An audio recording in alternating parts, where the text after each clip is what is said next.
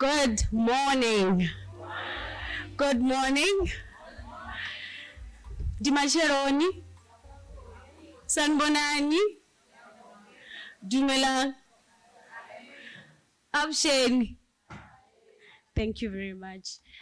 Asante sana. Ladies and gentlemen, this year marks 30 years of our democracy. And on the 21st of February, 2024, the last budget of the 6th Democratic Administration was delivered. Now, a number of us might be able to independently analyze the budget. However, there's so many of us in this place who still wants to question it, challenge it, and hence we are here today. Hence, ladies and gentlemen, welcome to the 6th Annual Budget Breakfast, themed Stretching the Rand, and hosted by the College of Economic and Financial Services and the College of Accounting Sciences. Before you is Ms. Lorraine Mukondele Nesongoji, and I will be the program director. Firstly, I would like to acknowledge the presence of the Dean's Office, our panelists, our distinguished guests. All protocol is observed. Ladies and gentlemen, I would like to ask Prof. Mraudzi to come and give us the welcome address. But before he does that, I would like to read his bio. Prof. Mailikanyo Christopher Mraudzi is the Deputy Executive Dean in the College of Economic and Management Sciences. Before ascending to this role, he served as Director of School of Management Sciences and also as Chair of Department. He has been employed at Unisa for the past 18 years. A round of applause for Prof. Mraudzi. Thank you.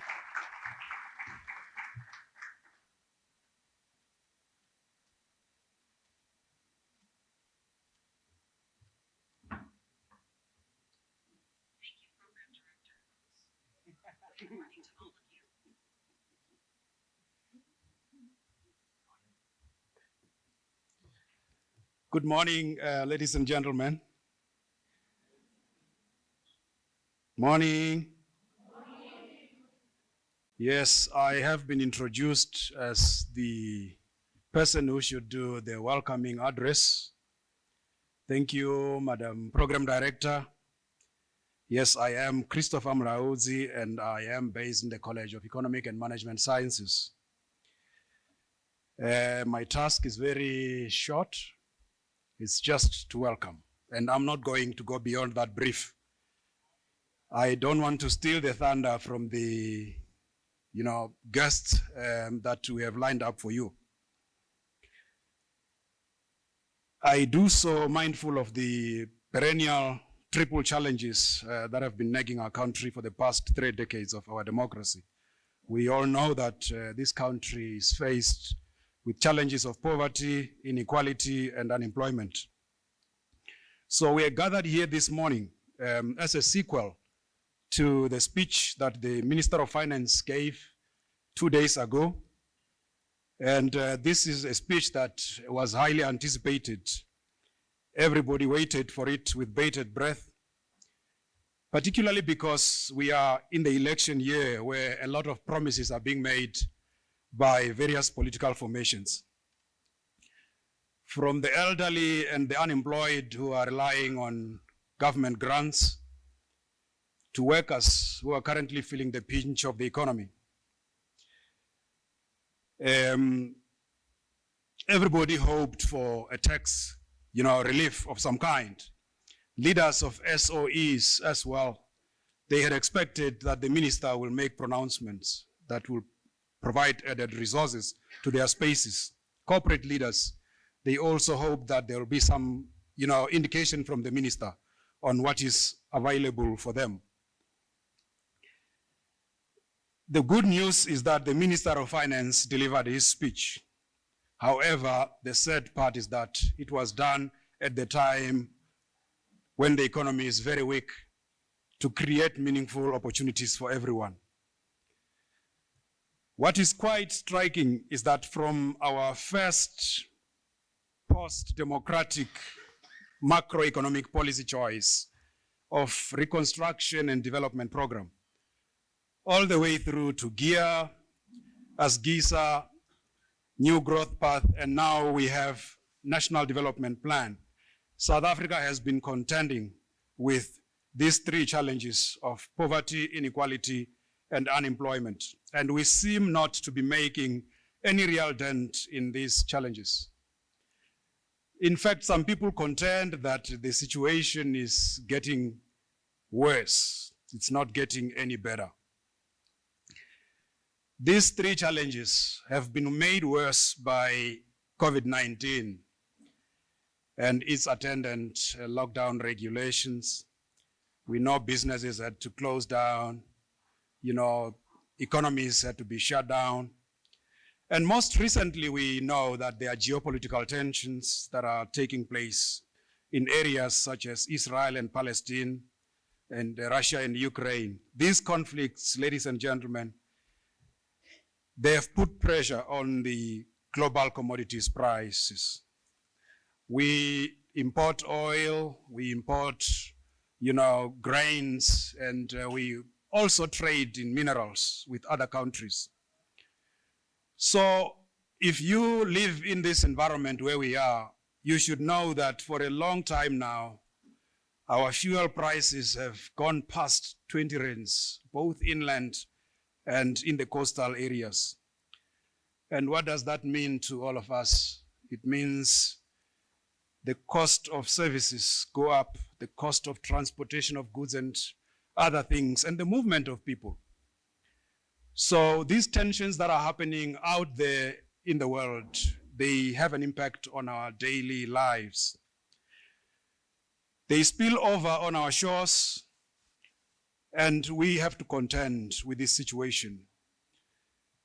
The good thing is that for now, whilst we contend with these challenges, the minister has made budget proposals in the last 2 days. And these proposals are the reason why we are sitting here today. We have put together a panel that is here next to me. And this panel will be distilling the budget speech, because the budget speech is a roadmap that government put together to allocate resources for various activities and programs of government. So we have gathered here this morning to listen to our panel of experts who will be synthesizing the 2024 budget speech. I believe we have the top brains in this panel, and they'll be able to give us a blow-by-blow analysis of the budget. And my wish is that they provide us with bite-sized chunks that even a lay person out there can understand. This event, as the program director indicated, is a collaboration effort between the College of Economic and Management Sciences and the College of Accounting Sciences. We are in the 6th edition now. And I wish at this moment to extend my word of appreciation to Dr. Moses Hlongwane, who is not here with us, the Executive Dean of the College of Accounting Sciences, and Professor Kgorong Modisane, the Deputy Executive Dean of the College of Accounting Sciences. He is here on the stage. I'm appreciating them for their contribution in keeping this initiative alive. I also wish to extend my sincere gratitude to the Acting Executive Dean of the College of Economic and Management Sciences, Dr. M.T. Masichaba, who would have been here with us this morning had it not been for other commitments. She has offered maximum support for this event that is taking place today. So, ladies and gentlemen, on behalf of the Vice Chancellor and her entire executive management team, I wish to welcome everyone who is here this morning, particularly our guest speakers, Mr. Marx earlier, Dr. Nyasha Mahonye, I think he'll connect virtually, Mr. Azwindini Magadani, Professor Modisane, Dr. Mutambuli Haji, and Dr. Philip Kotse. I also wish to extend my appreciation to all members of staff from the College of Accounting Sciences and the College of Economic and Management Sciences who are also here, including staff members from other divisions of Unisa and external guests who have joined us, plus the organizers that have put together this particular function. I do hope that we will all listen attentively to the presentations that will be coming through as shared by our guest speakers, and hopefully we will ask those nagging questions that we have been grappling with over the last 48 hours. Hopefully our panel members will assist to understand some aspects of the budget that the minister has, presented in Parliament. Welcome to Unisa, ladies and gentlemen. I thank you.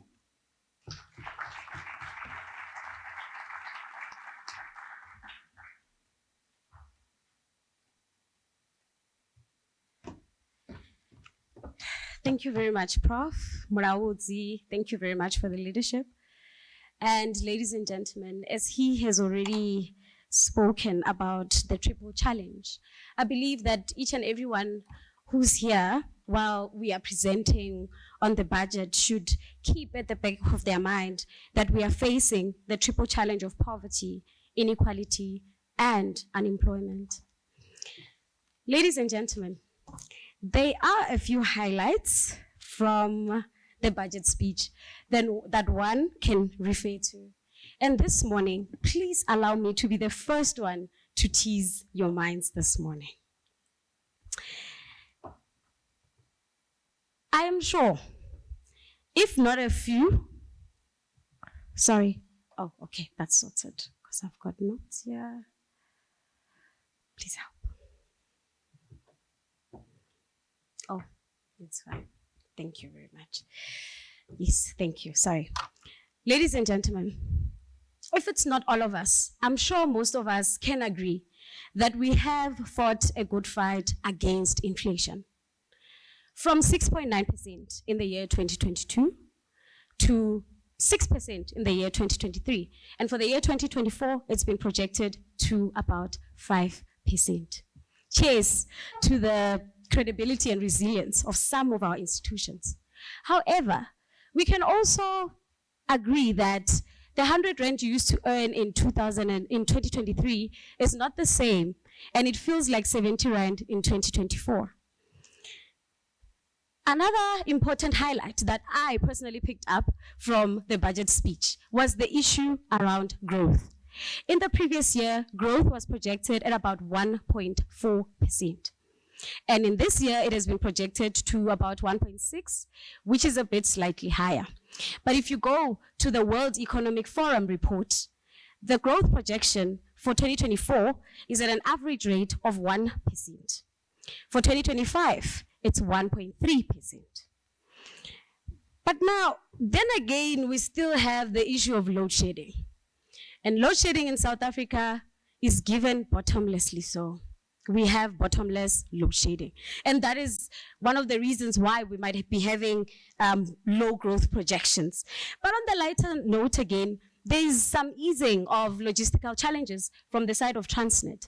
And that could possibly contribute to our economic growth and consequently trade.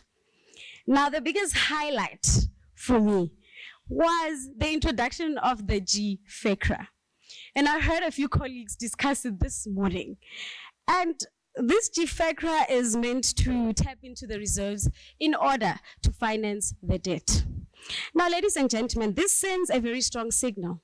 It's as if it's suggesting that our own fiscal authorities cannot manage the budget. Yes, for some it looked like it made sense, but I think it shows that we are struggling to manage the budget, collective revenue, or to even broaden spending efficiently, or to even manage the debt. And this is a problem, and hence the rand dropping by about 20% overnight, due in part to this news. According to a report by the Institution of Economic Justice, they said that the government keeps on sacrificing long-term growth and public services for primary debt surplus and debt stabilization. Ladies and gentlemen, what made me more sad was the issue around women, children, and people that are differently abled. I believe that the budget speech was indeed silent. Yes, we saw a bit of increase in the grant support, but they were more silent when it comes to challenges of young women, old women, children, and people that are differently abled. Now, that was just a brain teaser. And ladies and gentlemen, we need something to hold on for the future as we embark on electing the 6th administration and advancing gains of democracy in the next 30 years, which likely coincide with Africa's Agenda 2063. Now, that was just to set today's conversation. But now I'll be calling our first speaker, and I'm hoping that our panelists here could give a direction to these conversations today. And our first speaker today will be Mr. Max Elia. So Mr. Max Elia has been working as International Monetary Fund resident representative in South Africa since September 2020. He has over 25 years of experience at the IMF. During his career, he has accumulated a vast experience in providing economic advice and leading teams of IMF economists. In particular, he worked as the IMF resident representative in Brazil, Ukraine, Angola, and was the mission chief for Trinidad Tobago, the Republic of Moldova, Cabo Verde, including Guinea-Bissau.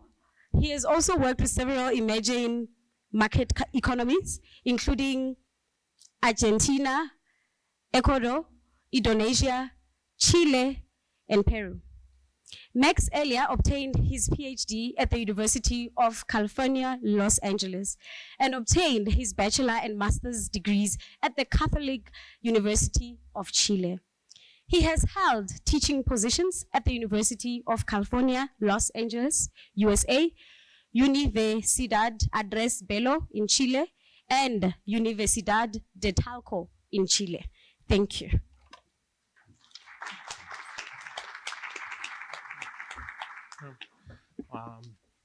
Good morning. Thank you. Can you hear me? Yeah. And thanks for inviting me to be here with you today. We're many panelists, and I don't want to monopolize the conversation. So if my presentation sounds a bit telegraphic, it's because to give space to everybody to have time to share their thoughts.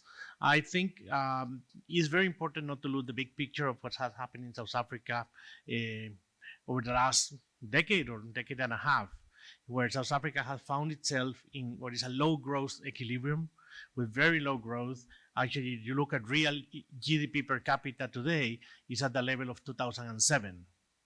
Obviously, with that low growth, almost no growth, it's very, very difficult to tackle the problems of unemployment, poverty, and inequality that were mentioned. And these are tremendous social challenges that South Africa is facing. In this low growth, usually we macroeconomists, we want to know it is because of the supply side of the economy, because of the demand side of the economy.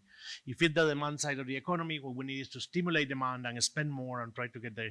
However, when the problems are more on the supply side of the economy, which seems to be the case in South Africa, if I spend more, my supply does not respond. So I simply spend more and end up in the situation that the second element of or characteristic of South Africa today is what we economists call very limited fiscal space. And what it means the government has very limited space to act because it has a very high level of debt. So what you see in South Africa, public debt in 2008 was about 24% of GDP. Today we're talking about 72, 73% of GDP. And this is the result of all these expansionary policies over all this period. And as I said, real GDP per capita is at the same level. So there's a lot of debt and very little growth to show for all this borrowing. Now, the budget that was presented this week is in that context, and I think the government and the Minister of Finance recognize in his speech the challenges of growth and the challenges and need for fiscal consolidation in South Africa. And this budget, we believe it does strike the right balance and ambitions in terms of aiming at generating a primary surplus, lowering the deficit and stabilizing debt over the medium term. This is a budget that is ambitious, and of course, like many of these things, is subject to risk.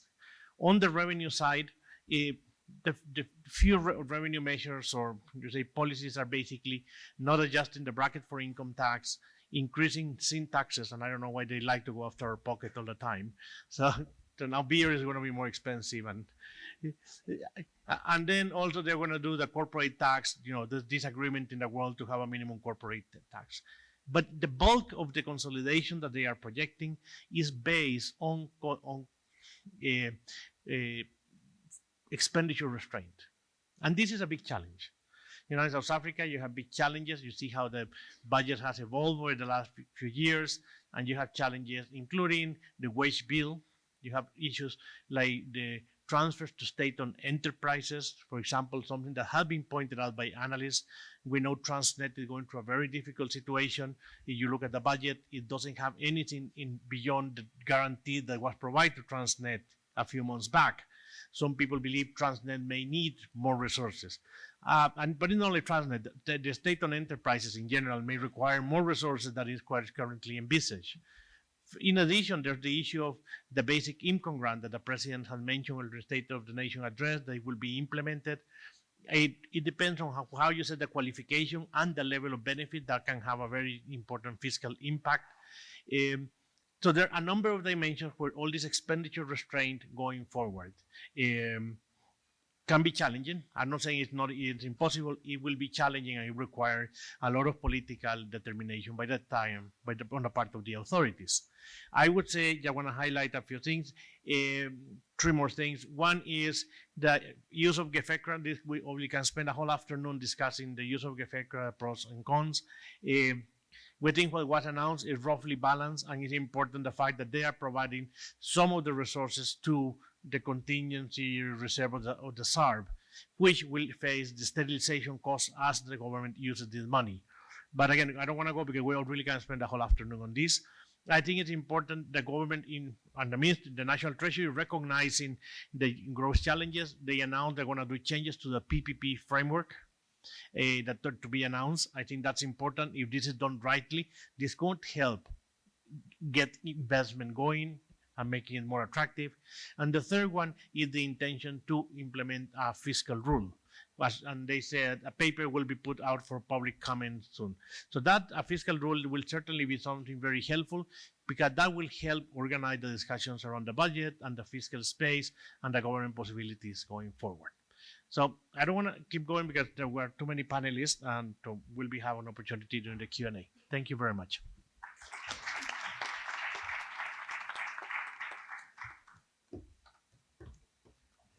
Thank you very, very much.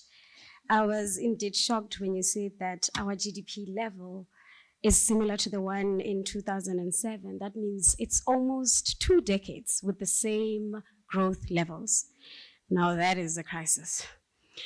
Ladies and gentlemen, our next speaker is Dr. Mutamburi James Haji.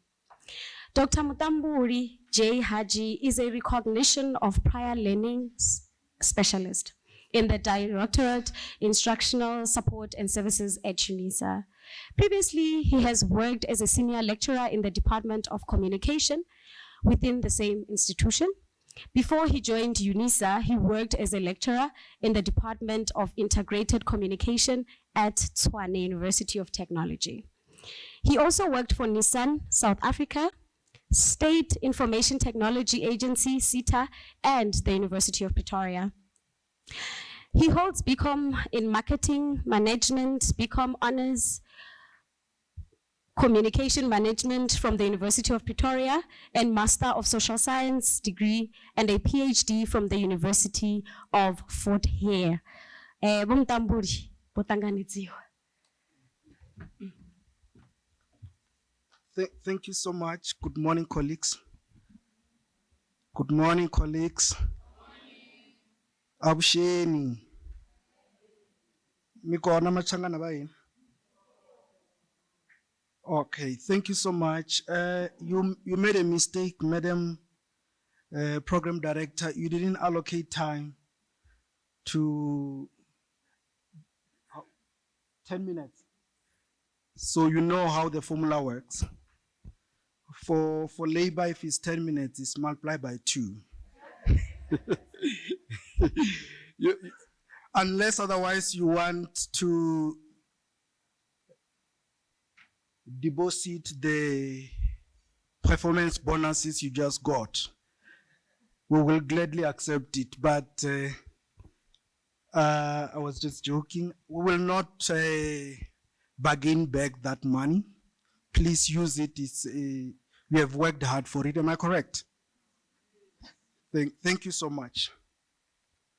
I would like to acknowledge the presence of Prof. Linkabula in absentia, Prof.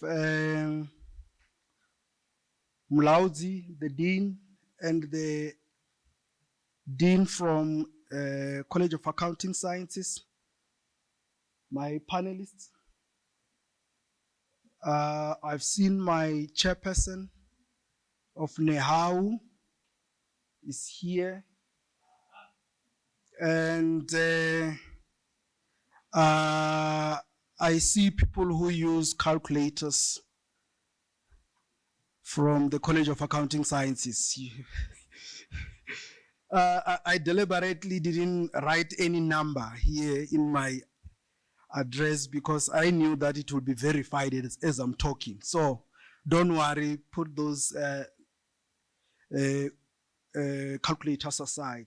I must also declare the conflict of interest which is arising. Mr. Azwindin, I studied with him at University of Pretoria. So if you, Madam Program Director, if you hear him agreeing more with me, it's a legacy story. Don't be worried about it. And I tried to do, like most of the colleagues here, to do economics, and I dropped out because I was failing statistics, I think 3 times. I used to tell him that statistics is dealing with me, but he was too busy to assist. So I ended up doing what she had outlined. The theme of this talk is that financial literacy, how to stretch the rand for ordinary citizens. As the workers of South Africa, we have got no rand to stretch. So I think the organizers must go and look at this theme, because what characterizes most of us is poverty.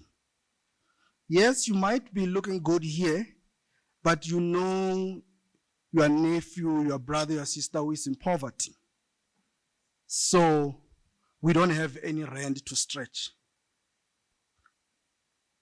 South Africa is faced with 3 challenges, as Prof. Mlauzi has indicated. That's poverty, inequality, and unemployment. But what makes our problem more painful is that it is racially profiled. Am I correct? Most of those who are poor are of certain race, and most of those who are rich are of certain race. And if you check back, you will find that it's because of what we experienced in the past called colonization of a special type, wherein in our case, the oppressors or the colonizers were not somewhere in Europe. They were here with us. Hence, you see that the outcome of colonization is still prevalent when you check at our economic status. And it should be our short-sightedness if we look at this budget through economics lens and avoid the social issues which we are faced with as a country. all of us somehow agree that we have to stimulate economy, to reduce unemployment, provide relief to the poor, and build the state to tackle crime and corruption. I think those are social issues or so-called compact on which all of us agree that if we can do these things right, things will end up better for everyone. She spoke, I'm referring to the program director, she spoke about the 150 billion, which is going to be used for the state debt, and we welcome it as an organized labor. We are against those uncles who are very rich at home. I think you know them, but they fail to fund even their nephews. So we don't want to have a rich state when we are failing to pay our debt. So that is the essence. So we welcome that.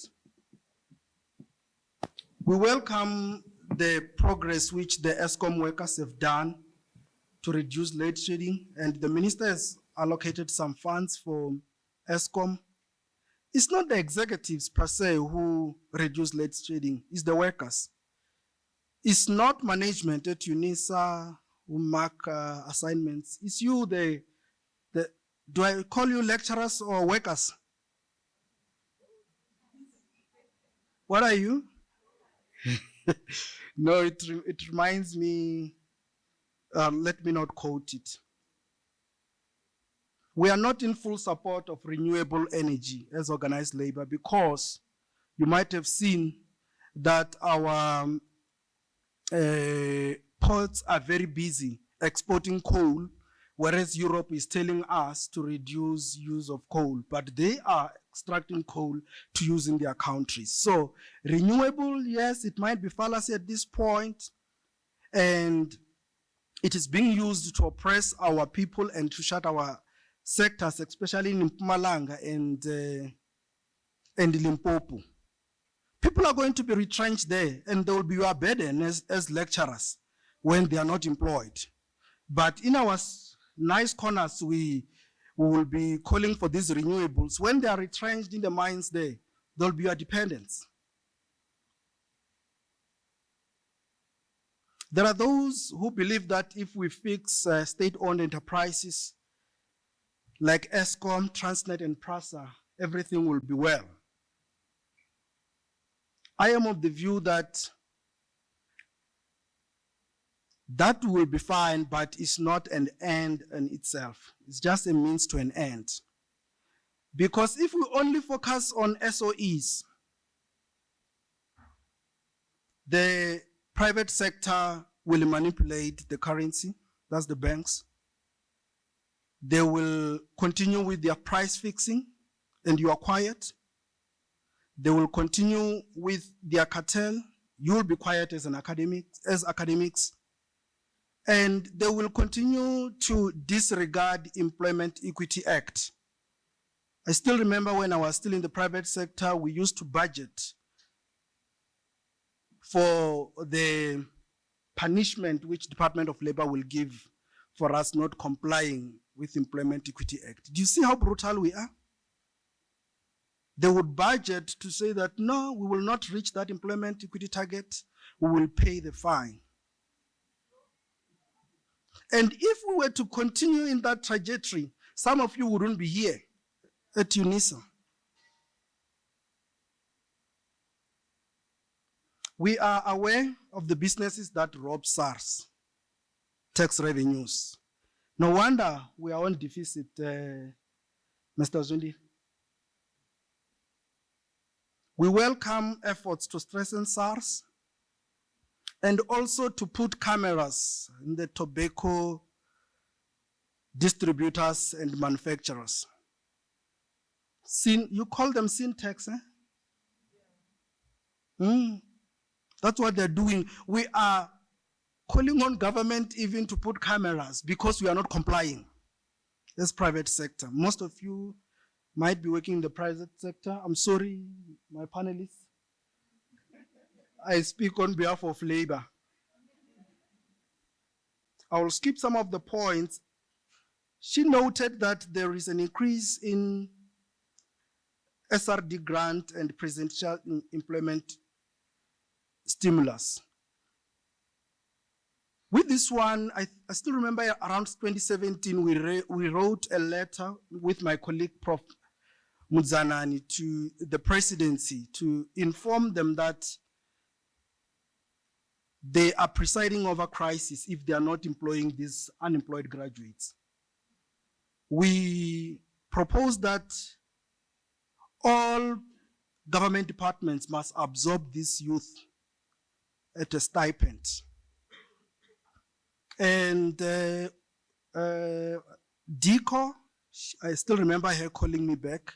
She was the spokesperson in the presidency to confirm that indeed they are working on a plan to roll it out for public schools to have, they call them assistants or whatever.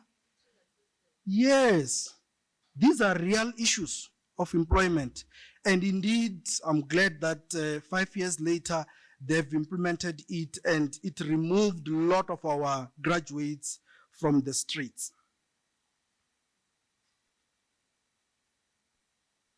We also welcome the 2-pot pension reforms. You know why? Because facts are there that most of our male counterparts, including myself, we die on around 5 years after retirement. Have you noticed that? So we must be allowed to cash our pension so that we can enjoy the fruits of our sweat. Am I correct? Because anyway, our life expectancy is around 63 for males. For ladies, it's better, it's around 70. Am I correct? So you want us to die without cashing our pension? No, we welcome that. It's a very progressive move.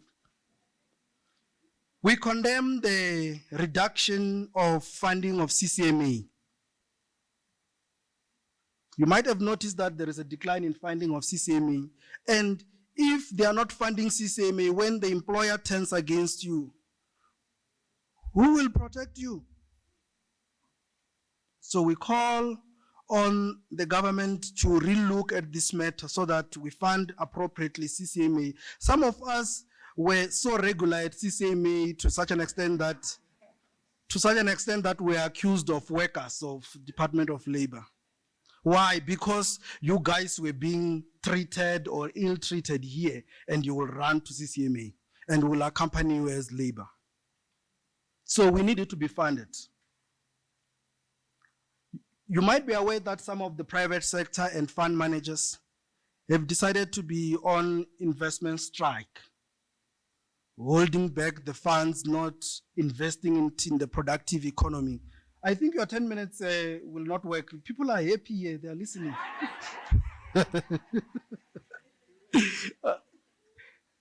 No, it shows that they are workers. So we are calling on private sector, especially what in the Communist Party we call them the financial sector, to relook at their decision to go on investment strike. Because if they invest those pension funds, those investments we have done with these private,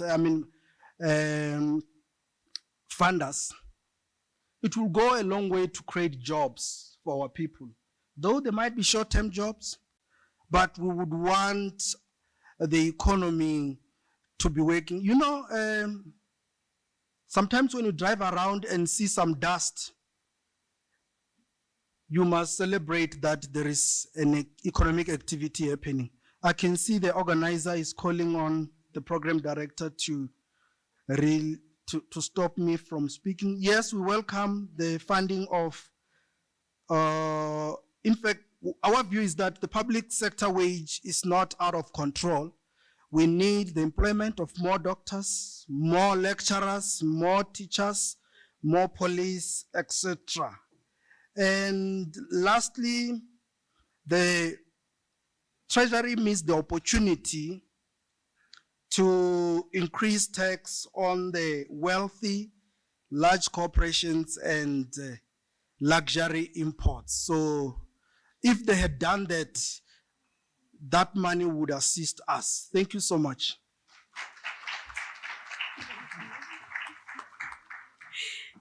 Thank you very much. I see colleagues that you're enjoying, so I'm really sorry to cut that short. Poverty has a color, but poverty also has a gender. And I think we started it off very well with Prof. Mraudzi to say, let us remember the triple challenge: unemployment, inequality, and poverty. I also disappointed also to find out that the fund for the CCMA has been decreased. Now that is oppressing the power of trade unions. And yes, when we get into trouble, who will save us? Ladies and gentlemen, thank you very much for your presentation. Thank you very much. The next speaker is actually the only female in the panel. Ladies and gentlemen, Ms. Lerato Nkosi.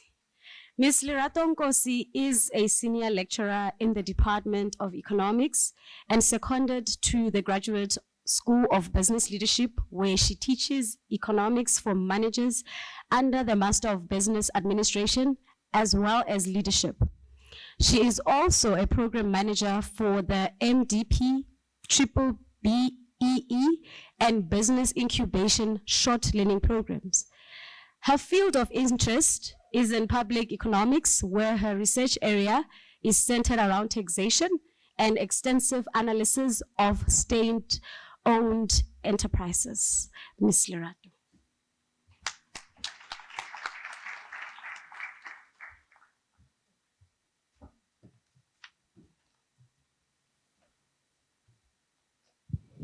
Is it on? Okay. Good morning, colleagues.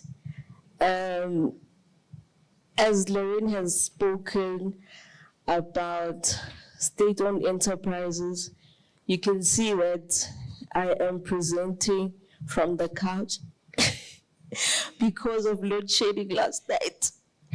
I really stayed up very late working, so I think we can see the practical effects of load shedding. So the sauna is not only about talking about great stuff that's happening in the country, but it's also about identifying the key priorities of the country. So in the sauna, one of the priorities was the issue of load shedding. The second was unemployment. The third was poverty and inequality. And the last one was crime and corruption. So today I'll be speaking on load shedding, especially because ESCOM is one of my obsessions, I would say. Okay, so the budget speech is basically the process which actions the SONA. So as I've spoken about load shedding, the minister did announce a couple of statements which I believe are going to assist in trying to solve the issue of load shedding. Since 2022, the minister has been announcing in his budget a continual encouragement for business to move to renewable energy. We know that the people who complain the most about load shedding are business, because they lose far more money than us who are just sit at home or at your usual common types of jobs. And so the government is trying to appease business by giving them a taxable, a decrease in their taxable income. Last year it was 125%, at a minimum, I think, of 150,000 per business. So the minister is trying to strategically get more people off the grid. That's exactly what he's trying to do. And in that way, we can save electricity, and in that way, we can try to appease business, try to keep the economy going. One of the companies that has completely gone onto solar energy is Harmony Gold, which is a mining company, and they've been incentivized around that. So in essence, that's what the minister is trying to do. Secondly, there was an announcement of smart prepaid meters across all municipalities, and especially around those municipalities that are struggling with revenue enhancement. If you actually think about that, that is actually a form of writing off municipal debt, because if this is what is just going to be installed and rolled out, and especially towards the municipalities that are struggling, then it's basically writing off the debt. And also in my previous consulting experience, with some of these municipalities, it's not for lack of trying. They just do not have the skills of how to manage their municipal grants. So, for example, Mangaung, right? So whoever wants to invest there, whatever you build, there are absolutely no development charges for that. So you can go there, build a complex, install whatever, pipes, drainage, anything that has to do water and sanitation, and you're not going to pay the municipality a development charge for that. So that is a key problem. Also related to load shedding and trying to encourage business to move towards renewable energy. In 2026, the minister announced that he will allocate 964 million to businesses that want to invest in electric cars. So that will be in 2026. So there's a business opportunity, guys, if you want to go to that. Yeah, and then also to touch on the issue of SOEs again,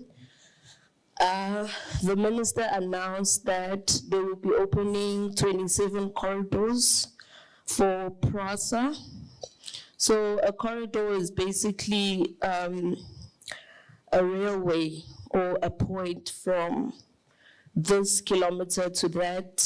Maybe a corridor can be 100 kilometers. So 27 of those are going to be opened. Typically in a train is driven by 4 people. So 2 in the front, 2 at the back. So that is 27 times 4. You can calculate that, which sounds very little, but the productivity that's going to come with it is going to be helpful towards the economy. And I believe that those corridors are going to be open where it was a big outcry that the government purchased trains that could not fit into the, I think we remember that they purchased trains that could not fit in the tunnels or could not adhere to the requirements of the height of the trains. So those are the corridors that are going to be happening. So if you think about productivity, so think about productivity in layman's terms, right? People who are active in the economy, they go to work, they wake up in the morning, they go to work, they produce whatever they produce under the means of production of whoever owns that, and they come back. That is a layman's term of what we call economic growth. People who are busy and who are active in the economy. So with these corridors, I believe that they are going to open up a lot of more opportunities. How many minutes?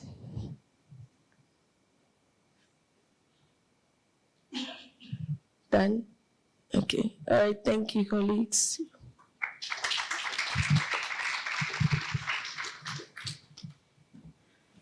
Thank you very much for the presentation. She has really alluded on a lot of opportunities. So don't say she never did anything for you, because she's giving you business ideas and where to go from here. So thank you very much for the presentation. I should find money to also start investing. Thank you. Ladies and gentlemen, the next speaker will be speaking about financial sustainability in public sector. And he is Prof. Kgorong Modisane. Professor Kgorong Modisane is the Deputy Executive Dean, College of Accounting Sciences at the University of South Africa. He is also a Board of Director and Treasurer for the Information Systems Audit and Control Association. He is currently the Chairperson of the Finance, Risk and Audit Committee of Oxfam, South Africa's board. He is also the co-founder and Treasurer General of the South African Association of PhDs. Prof. Modisane has extensive executive and senior management experience in accounting, auditing, finance, project management, and strategy. He holds various qualifications, including a PhD degree in accounting sciences from the Northwest University, a master's in commerce, specializing in computer auditing from the University of Johannesburg, and a Bachelor of Commerce honors from the University of Pretoria. He is a certified information systems auditor and information systems auditor professional. He is a member of Chartered Institute of Business Accountants and member of Institute of Directors, Southern Africa, and Institute of Internal Auditors, South Africa, and a member of the Association for the Advancement of Black Accountants, Southern Africa. Prof. Modisane has been actively involved in the accounting and auditing profession. He supervises master's and PhD students, focusing on the public sector accounting, IT, and internal auditing, risk, and governance.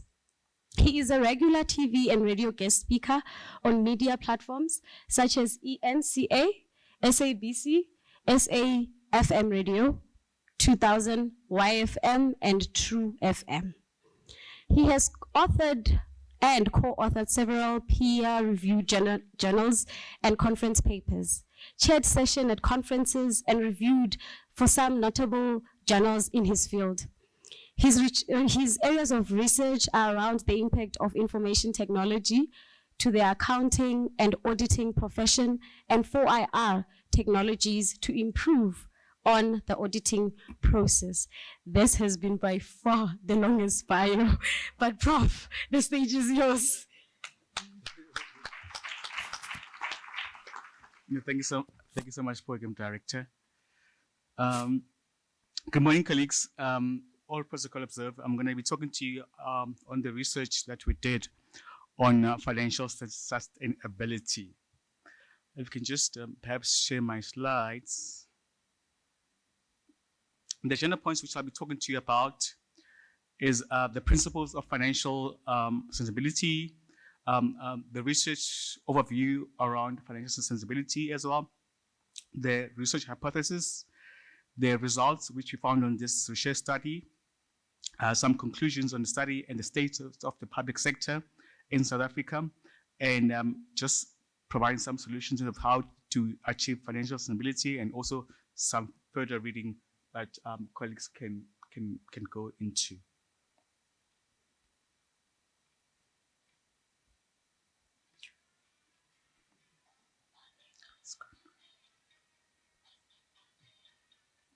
The sound was supposed to come out, but I can hear that you guys cannot hear the sound, unfortunately, but it's okay. So the principles of financial sustainability are around, in terms of, maybe let's start by first defining what is financial sustainability in the public sector. It is the ability of the public sector organizations to generate sufficient revenues in order for them to meet their current long-term obligations and to ensure continuous operations. It's quite important that organizations, especially in the public sector, they're able to meet their obligations, and most importantly, is mainly around service delivery as well. Another author said that it is about the government's ability in terms of how they actually manage their finances, in terms of their spending, both in the future and the now. So it's about making sure that what we do today does not necessarily impact on future generations. And also it's about making sure that the public sector generates enough revenue in order for it to meet its expenses, and also, most importantly, continue in terms of service delivery. In terms of the Public Sector Accounting Board, how they define financial sustainability is that it's about 3 layers. It's about flexibility, vulnerability, and also how sustainable are we in terms of around programs and ability to pay programs without raising taxes, as you have seen in the budget speech as well. And also, at times you might need to perhaps increase finances. So there should be leeway in order for you to be able to increase those taxes. And also in terms of if you're vulnerable as an organization or as a public sector, in terms of depending too much on government to assist you in terms of the government grants.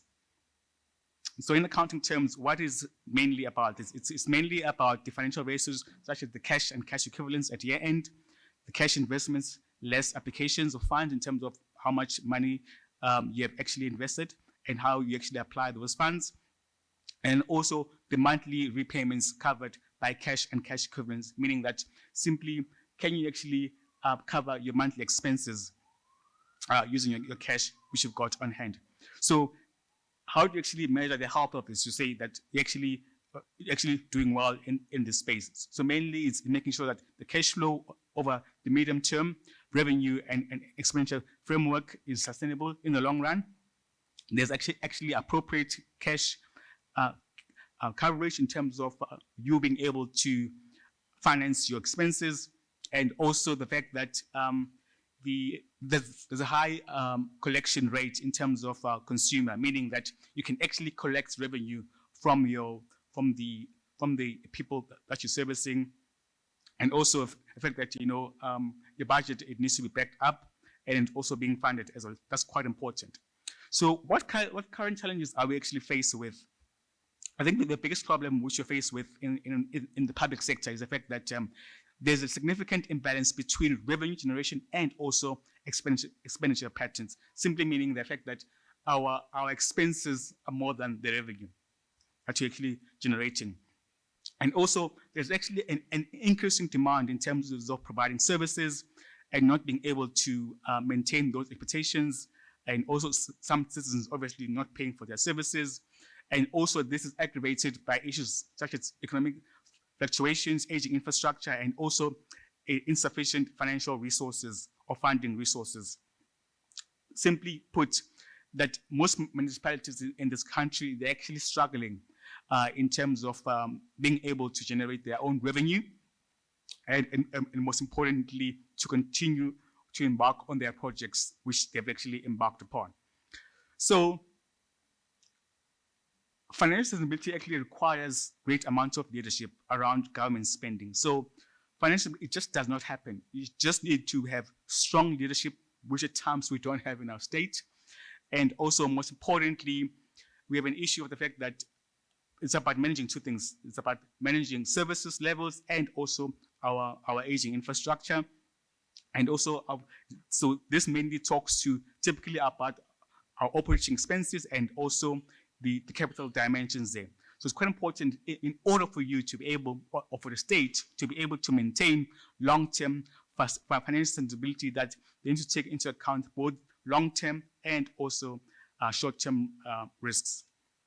Now, in terms of the overview of this research study which we have conducted, so it was based on a published article which was published last year in December in a collaboration, and we actually studied a number of municipalities in terms of how they, and also studied the audited financial statements as well. In terms of the justification of the study, it is just mainly it's based on the Act, which is the Public Finance Management Act, and also the Audit Act, and also the fact that municipalities are required to set up audit committees and also internal audit units, and also the fact that they need to actually apply these laws. And there are some other studies in terms of reading material around other authors who have actually given justification for this study, the fact that there is actually a gap in terms of trying to determine the moderating effect between audit committee meetings and also the relationship between internal audit attributes and also the financial sustainability, particularly in the public sector. So in terms of the research methods that we took, we did a census balance panel review study. And we in terms of data collection, there was a primary data which collected through about 6 to 1 structured questionnaires, which was given to chief audit committees, board directors, and audit committee chairs, and also we studied the reports from the AG. And here I just want to make a joke, the fact that we actually did a study between 2016 and 2020. So some of you, while you were still hiding at home and baking banana bread, some of us were actually working and doing some research. But just a joke, colleagues. I'm just teasing you. While you were all scared of COVID, sitting at home, some of us were actually busy studying and also trying to do this research around the public sector. And then in terms of the research hypothesis, there are about 7 hypotheses around financial sustainability, where we focus on the internal auditor competence, audit size, the competence, independence, and also audit committee meetings.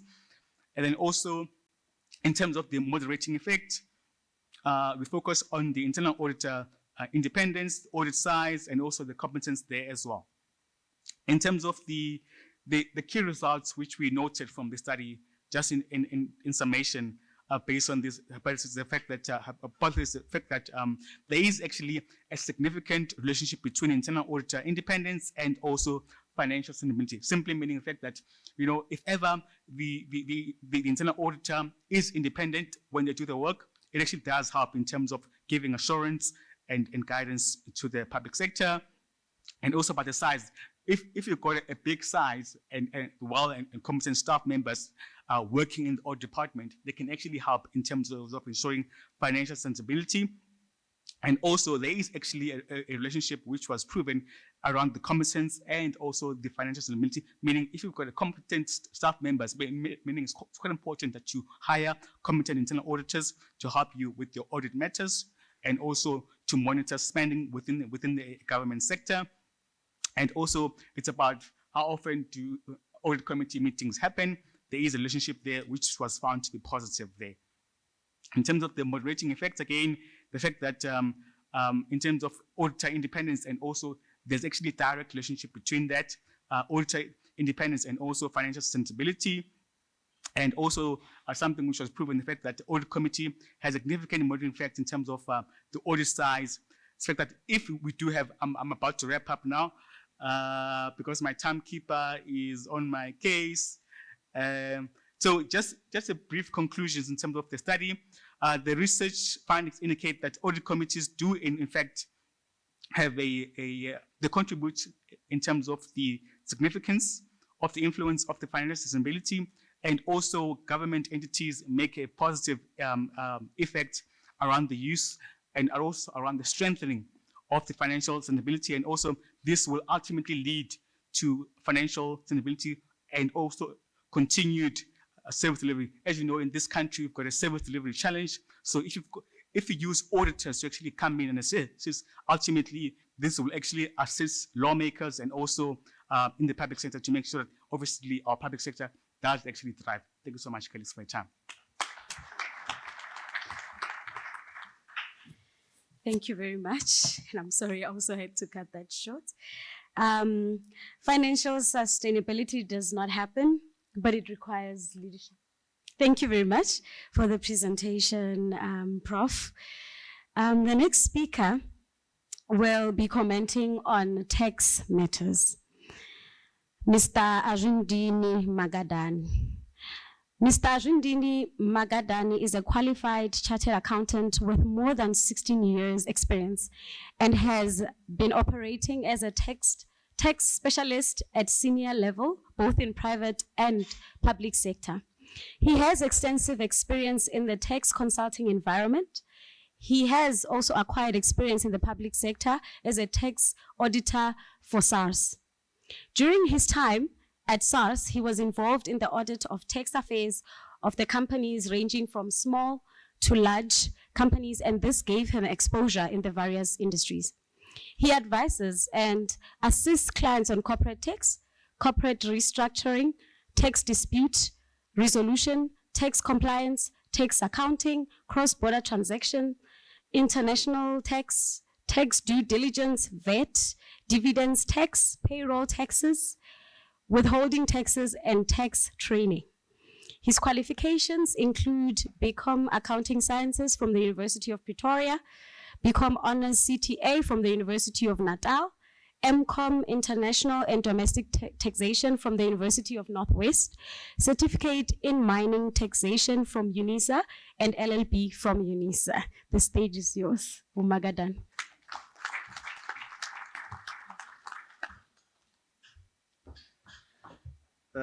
Thank you, colleagues. Good morning. Thank you for the opportunity.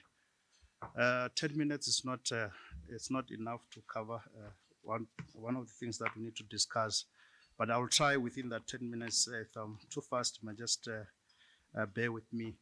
I was worried for a minute when you were reading the prof bio that his 10 minutes was expired while he was still sitting. So you gave him 20 minutes. So, colleagues, my brief is simple. I'm going to comment on the tax aspect of the budget. This budget was not easy for the minister. Surely all of them has been difficult for the past 5 years or so, because there's a lot of conflicting priorities that the minister needs to work with. So there's been a lot of changes on the revision of budgets. SARS is projecting to collect now 1.731 trillion. This is a revision from what we had in February last year. So we're expecting a deficit of 56 billion in the current year, and this is due to weak economic conditions that we're experiencing. This has caused corporate profit to drop. The mining sector is bleeding because of the prices the prices have dropped. In the past 2 years, there was a windfall where there's a lot of money that we got, provisional tax that came in from the mining sector, but this time around, that amount is not there, because about 50% of that money that was there 2 years ago or a year or so, it's not coming through because of the losses that are being experienced in the mining sector.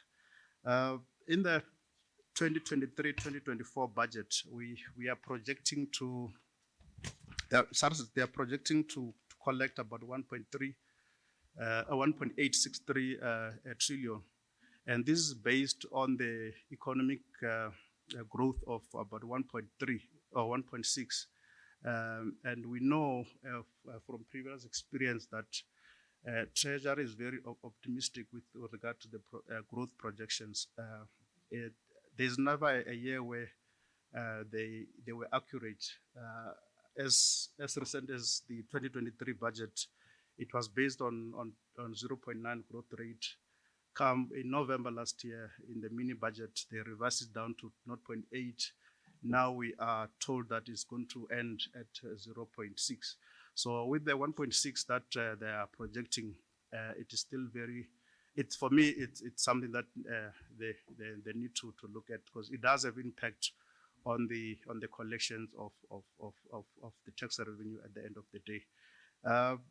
They are projecting a tax to GDP of 25%.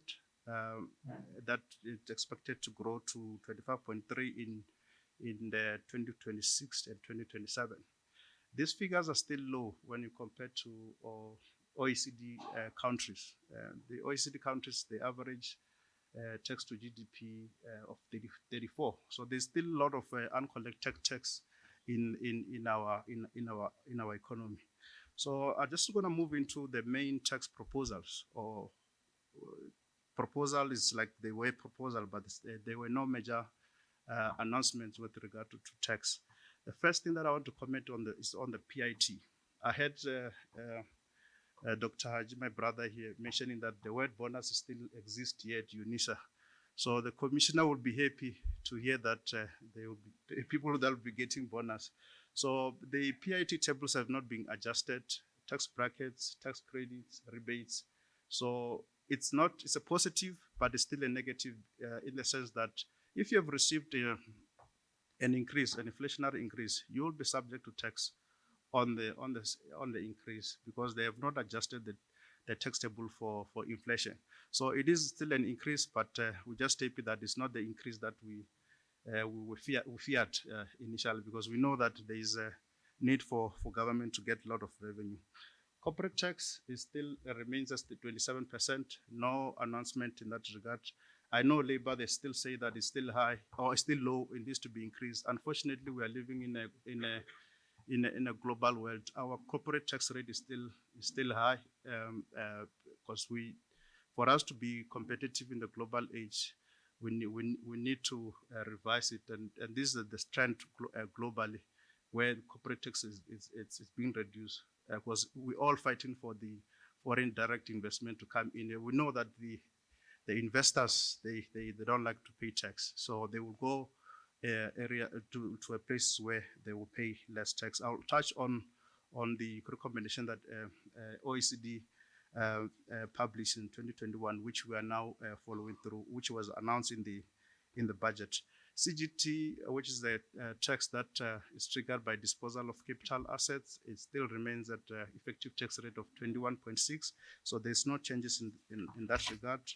Value-added tax, some commentators were saying that they should increase, or National Treasury should propose an increase of VAT.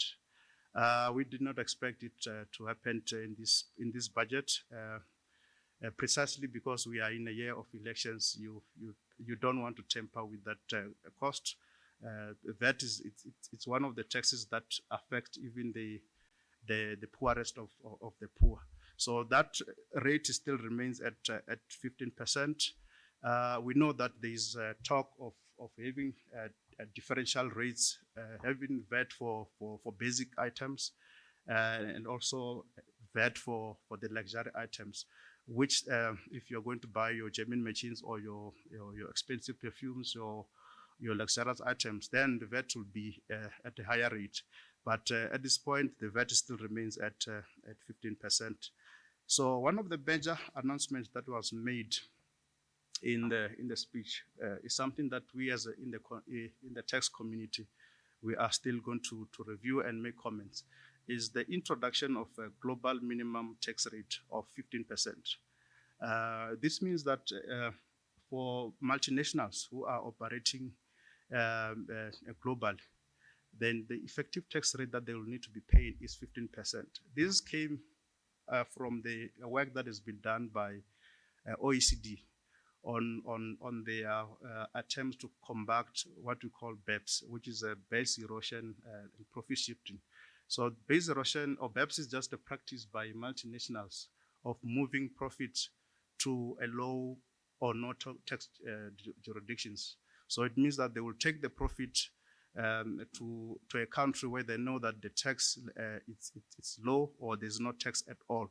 even though the activities or significant economic activities are happening elsewhere.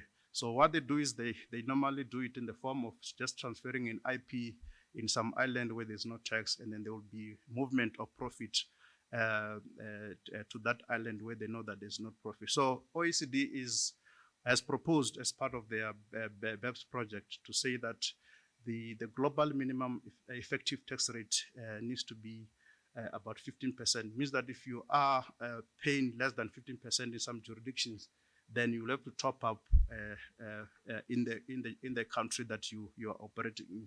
So we have seen in the budget now, they've announced it that they've announced it that they will be introducing it from surely they said effective January 2024, which for me is not going to happen because the bill was just released yesterday on Wednesday.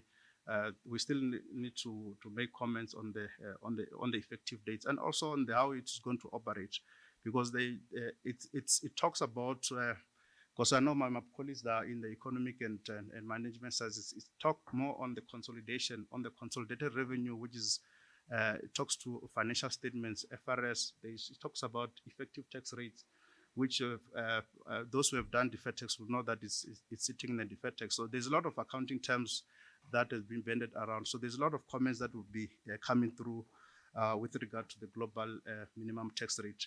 So the effective tax rate, the effective date of 2024, I don't think it will be achievable by the Treasury. I'm sure it will be moved after we've made comments as the industry.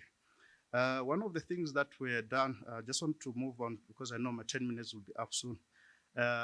When we lowered the corporate tax rate from 28 to 27%, there were items that the Treasury wanted to look at, because when you lowered your corporate tax rate, it means that you're going to get less revenue.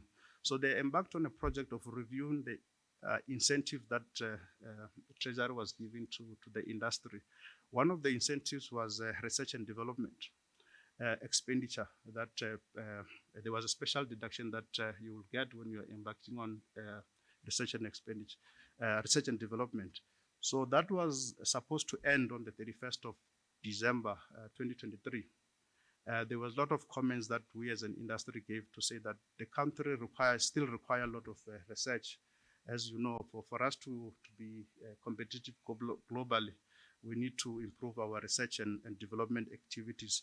So that there's now a proposal to extend that incentive with 10 years from now. I think it will end in December 2033. So which is a positive development with regard to tax. And the other important aspect with regard to incentive was on the learnership, where with the high youth unemployment, the government introduced learnership just to encourage the industry to appoint young people, skill them, and give them experience so that they can get a proper job. So that incentive was also reviewed, and then it was supposed to end on the 31st of March this year. But we were happy to hear that it's going to be extended by 3 years. I'm just rushing through. I know my 30 minutes. And then there's just the last point that I wanted to touch on the renewables. I know some people, they're not happy with the way the renewables were going. There's a new incentive that is coming in for manufacturers of electric vehicles. So from March 2026, manufacturers, producers of electric vehicles will be able to get a special allowance of 150 on their investment. And lastly, on the rooftop, which is something that affects most of us here, the minister last year in the budget introduced a rooftop incentives for people who wants to put solars on their roof. That incentive was just valid for 1 year. We're hoping that it will be increased. That has not happened. So if you didn't put your solars before end of this month, then you're not going to be able to get that opportunity. Apologies for running through. Yeah. Thank you very much, colleagues. Thank you very much for the interesting presentation. It really summarizes these tax issues in a way that a layman can also understand. And I also believe that the conversation around the global minimum tax rate is a very important conversation, especially in the field of taxes. So that was very interesting. Thank you so much. Thank you. Ladies and gentlemen, I still have about 2 speakers to go. And the next speaker will be touching on financial literacy, specifically talking about stretching the rand. I hope that it answers some of your questions around stretching the rand. Dr. Kotsia worked in the accounting and insurance industries before moving over to academia, where he has been lecturing various finance courses ranging from service module to postgraduate ones.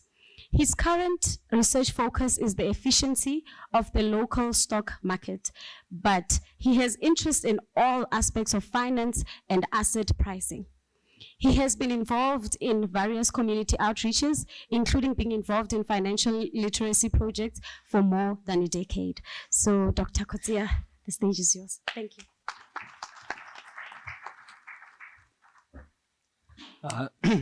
Sorry. Thank you very much, Program Director, colleagues. Yeah, sure. A lot of interesting technical presentations to follow there. Yeah, I won't try to touch on economics too much though. I see my first year economics professor sitting just there at the table. I don't want that type of scrutiny on me, there's too much pressure. That was Professor Robinson, by the way. That's almost 20 years ago. Sure, how time flies. Any guys, imagine coming to work and she's your boss, huh? Yeah. Okay, so I'm here to talk about financial literacy first today. And given all of these technical speeches and things, and the state of financial literacy education in South Africa, we are in a bit of a dire situation. About only 50% of South Africans are classed as being financially literate, with only about 80% of graduates being classed as being financially literate. Now, being financially literate, I'm not referring to being able to make their own investments, analyze these budgets, that type of thing. These are usually classed as being able to understand the percentage change, or being able to say that you're aware that life insurance exists. So it's at a very, very basic level where a lot of South Africans are left behind at the moment. Studies have shown that for many, inflation and percentage change calculations are often not fully grasped. This is often quite a problem based on mathematics education maybe, or a lack thereof rather. And the general understanding of inflation as a percentage change to something leads to a poor understanding of interest rates, of course, which leads to poor financial or personal financial outcomes for many. Studies have shown that previously disadvantaged groups are less financially literate, as well as our vulnerable groups. For example, less educated, low income or unemployed people. Roughly a third of South Africans are not likely to understand the link between inflation and the cost of living.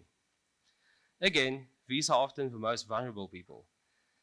Interesting note, just a side note, to consider how changes to grants were communicated in the budget speech on Wednesday. The adjustments were around the inflation rate, but they were communicated in rand terms, which gives a bit of a clue that the Treasury is very well aware that our most vulnerable groups do struggle interpreting these percentages.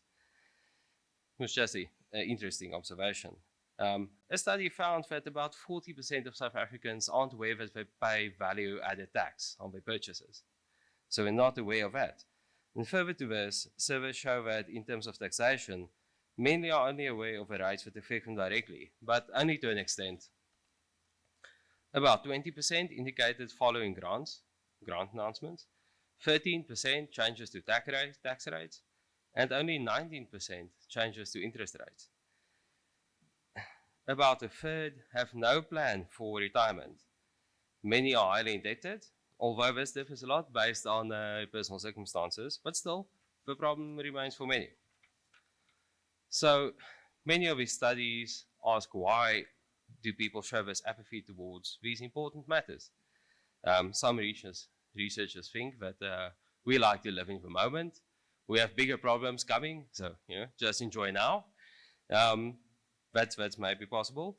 But as my colleague said, we don't have the rands to plan with and to save often, which is of course a big problem.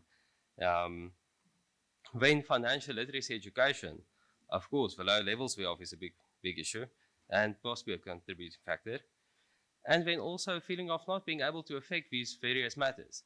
The ordinary person don't feel they have any way to affect the tax bracket, of course, so why take interest in them?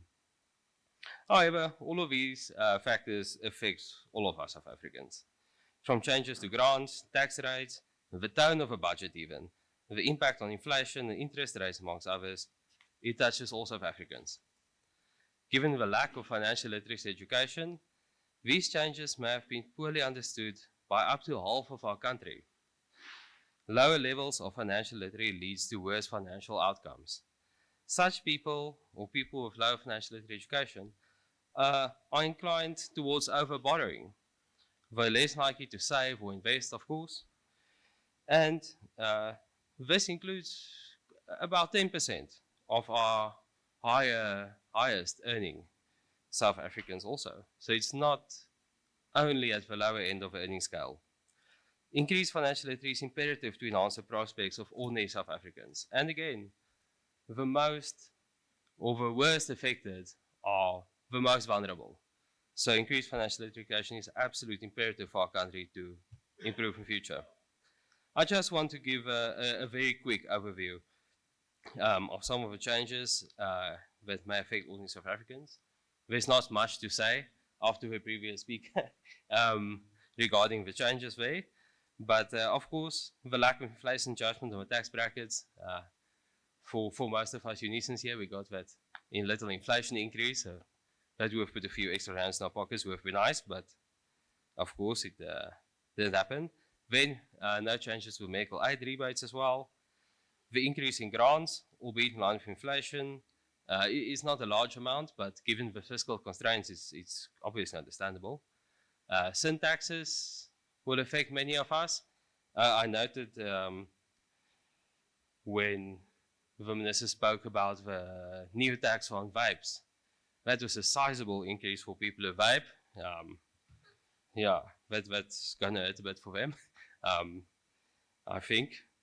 And luckily there's no increase on the general fuel levy, which was fantastic. That's good news for all of us going into inflation, Hopefully that will have a bit of an impact on keeping inflation a bit lower and also save a few rands for us so that we have a bit more disposable income.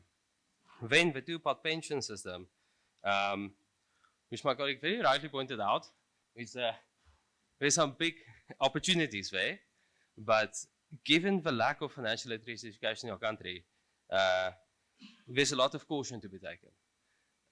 When people access those funds, it can be a substantial amount of money, of course. It impacts very later on savings. And taking that amount of money, one has to use it wisely.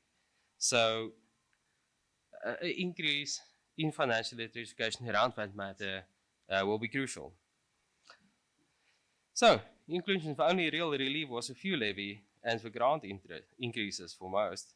So most South Africans still need to stretch their hands for now.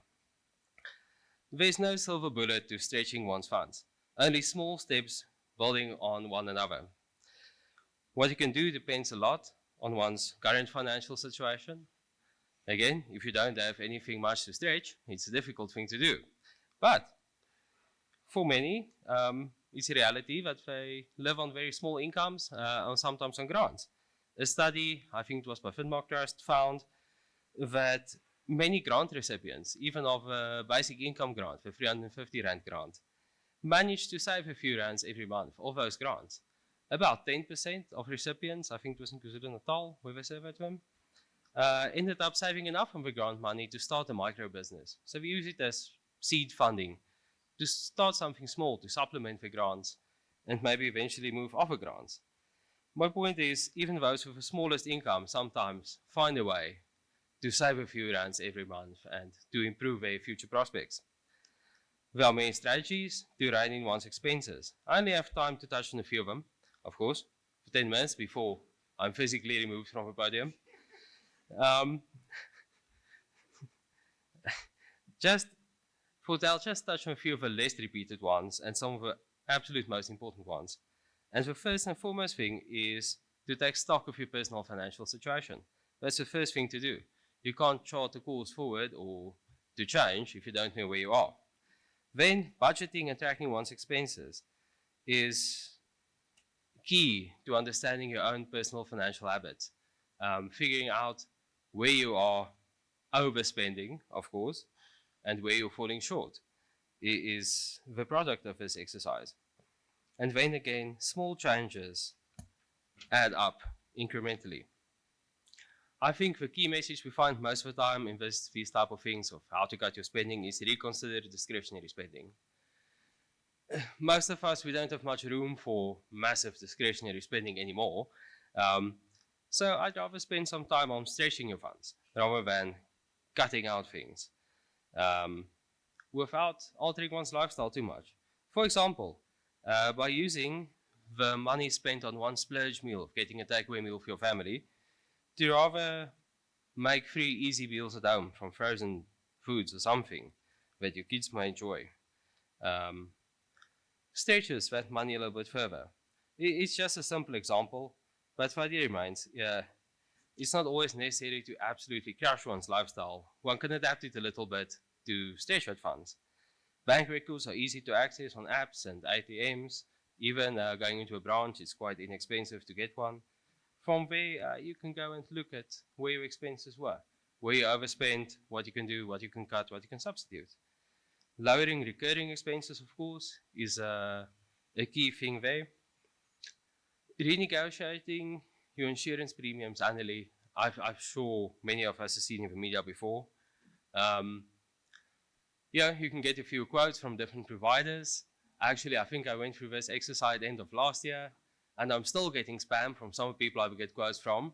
But the spam was worth the savings. I think I cut my own insurance for my house and car by 1,000 rands by just playing the insurers off against each other. So that's an easy way to save a few rands.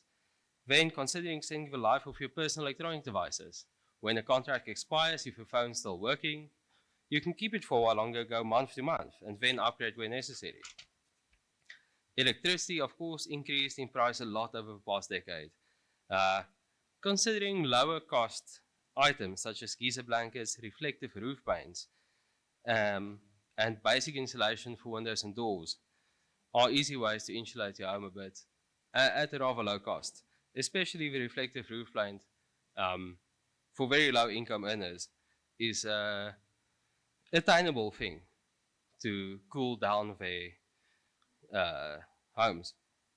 Streaming services and DSTV become big expense. There's obviously always the chance to get to lower the tier you're on. And then just to close, frugality I expect something many is already practicing. However, planning is key to keeping to your budget. Planning when you go shopping, planning your meals, keeping a strict budget and staying to it as best as possible is a key thing there. Then I want to speak very briefly about debt management. Using the budgetary term of debt servicing, it's a huge expense for government and also for many, many South Africans. So lowering your debt burden, of course, can lower your monthly repayments, and using a strategy like the domino strategy, for example, to repay your smallest payment first, then apply those funds to the next biggest payment, then you carry on like that until you start to reduce your debt burden a little bit. Given the context of financial literacy education in our country, discussed earlier, comparing interest rates is difficult for many people, and of course it's important to look for the cheapest sources of financing when making debt. And I mentioned savings after debt because in many cases people are forced into debt in an emergency, creating a burden on their future finances. By just saving a little every month, one can avoid or lower this impact, of course. So while there are many ways to stretch one's rands, given the current economic climate, financial literacy is a key part of being able to do so. For many South Africans, the skills to do so are not as developed as they could be.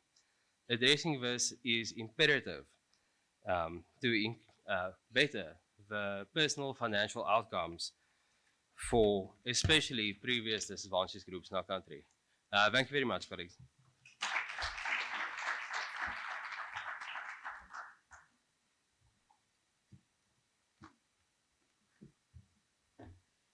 Thank you very much. Thank you very much for the tips around financial literacy. It's not always how much we earn, but it's how we manage our funds. And a lot of us who were raised by Black parents, I'm sure we can agree we can agree on the fact that when we look at our own Black parents, they used to manage funds quite effectively, more than us. I mean, we look at them today and we're like, yo, I was not gonna survive with that type of income for sure. So thank you very much for the tips around that. Ladies and gentlemen, our last speaker, he is not here with us, but he's connecting via Teams, and he is Dr. Nyasha Mahonye. Dr. Nyasha Mahonye is a holder of PhD in economics from Wits, South Africa, 2014.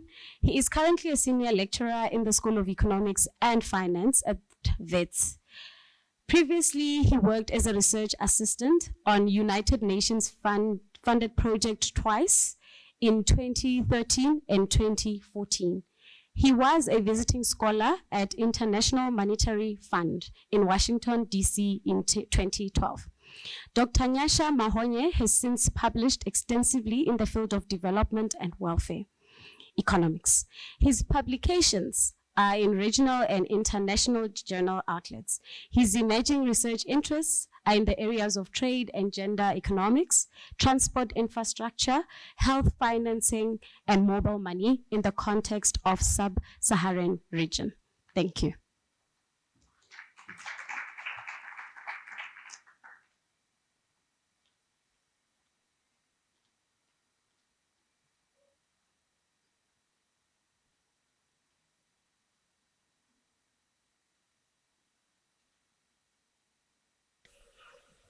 Thank you very much, Program Director.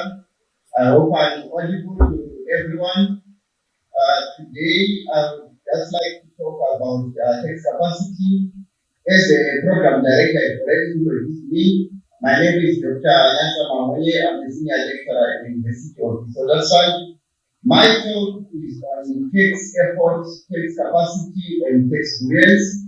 So basically, we did a study in 2020 on how big the South African tax system. To me, what is the elasticities or responsiveness between the tax revenue performance in South Africa and also the economic growth? To say, are they moving one on one?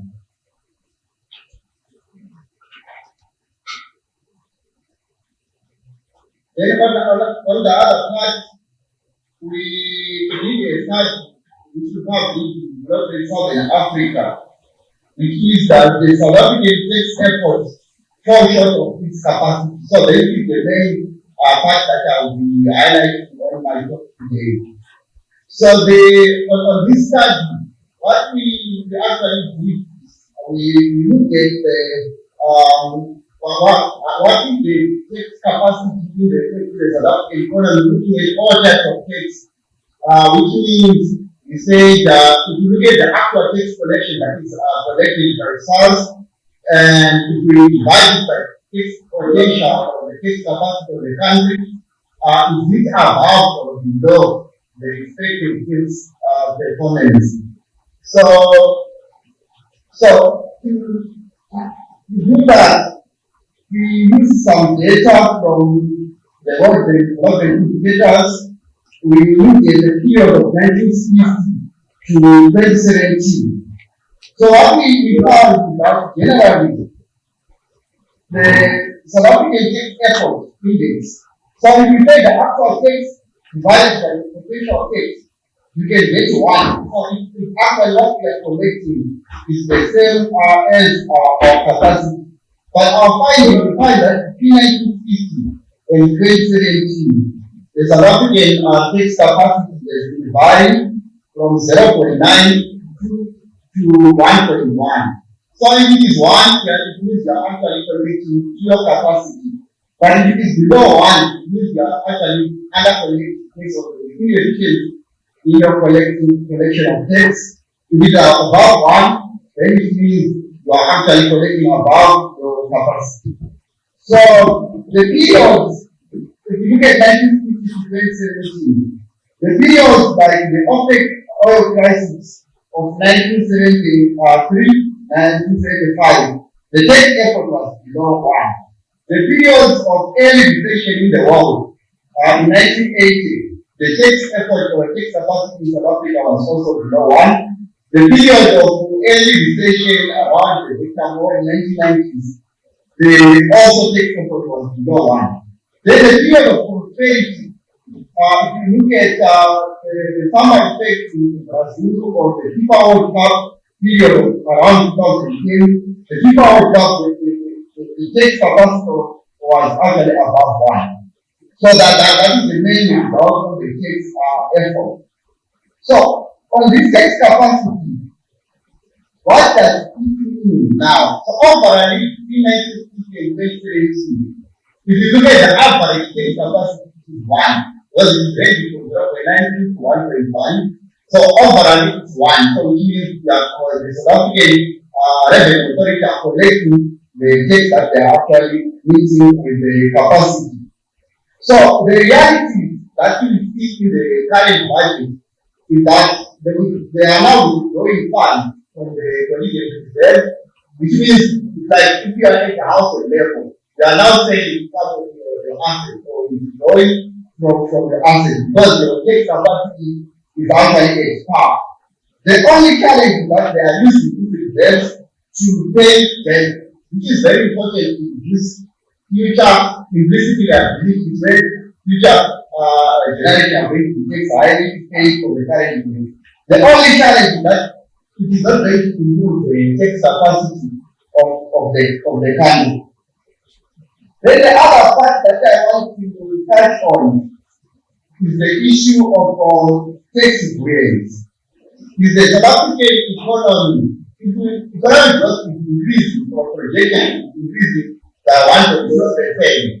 What is likely to be the effect on tax revenue?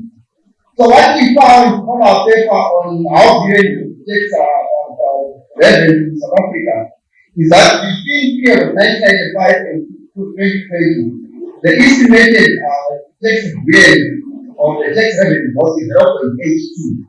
So which means if economic growth grows by 1%, tax is going to grow by 0.82%, which means the tax revenue is not going 1-on-1 with the economic growth, but it is closer to 0.82. Of all types of tax that we look at, value-added tax is the one that is the higher responsibility growth in the economy, followed by the customs duties. But the customs duties, they don't really a lot in terms of the percentage of total revenue. So the value-added tax, the growth is growing by 1%. The value-added tax will grow by 1.3%. It's above. So which means domestic consumer spending is very important to the economy. So given coming back to the current budget, the current budget increased taxes on excise duties and other critical aspects of the tax, which means it is very hard to reduce consumption of this type of goods.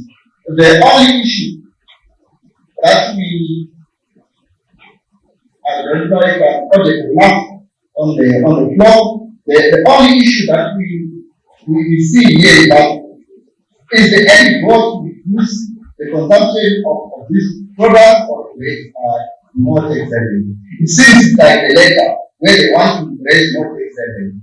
But if you want to raise more tax revenue where you are already on the capacity, it means what it is likely to happen is that there is going to be more fueling of the black market activities where tobacco and alcohol might be now be more prevalent for being sold at black market, though might have some marginal increase in tax revenue given an increase in tax. Then I want to come to my concluding remarks. So as I already pointed out that the South African economy is actually a star to the tax capacity. So what it means is that if you look at the value added tax compared to the BRICS counterparts, the value added tax is about the average of the BRICS economy that is making markets.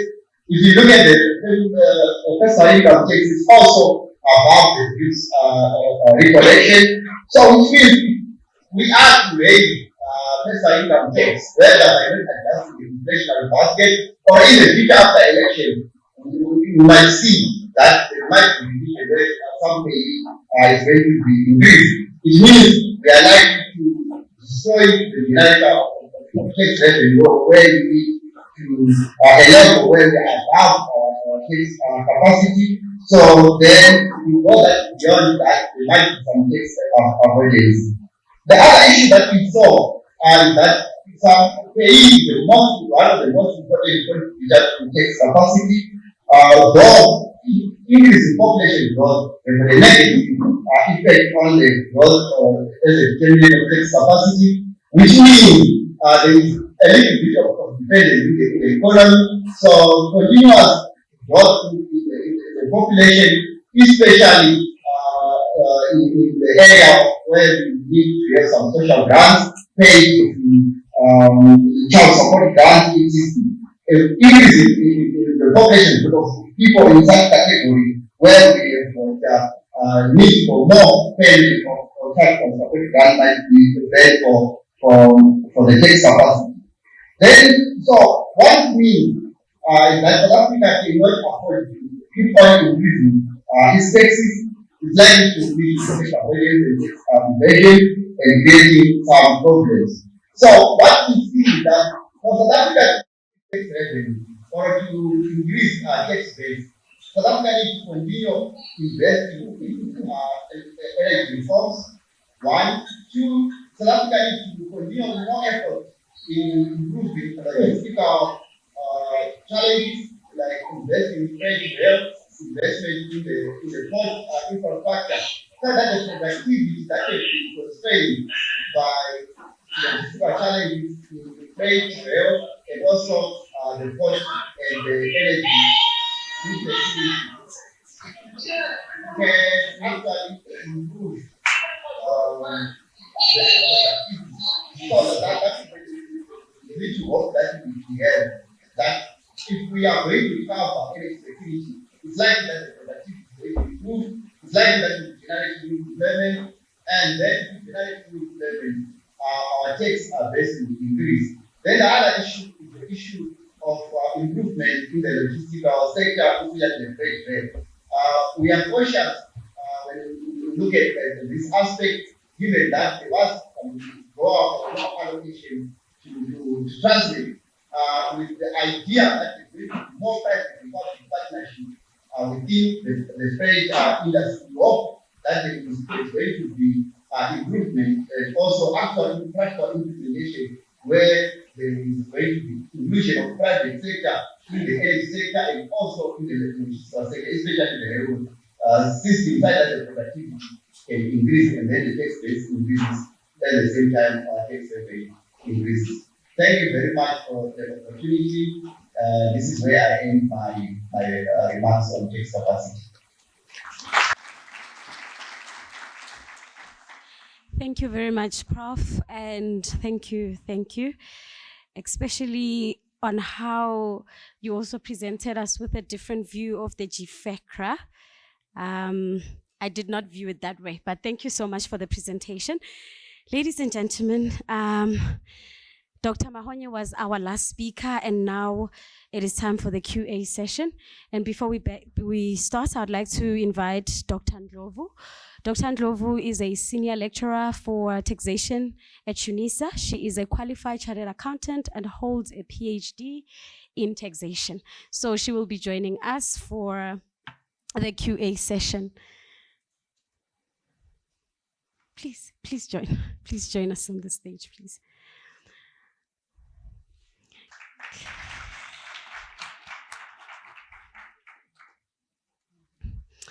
Ladies and gentlemen, do we have any questions?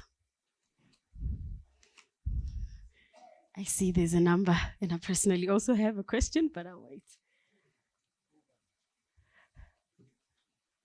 Oh,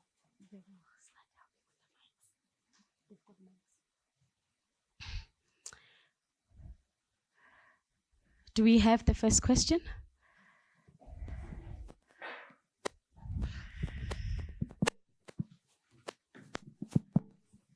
Thank you very much. Good morning, colleagues.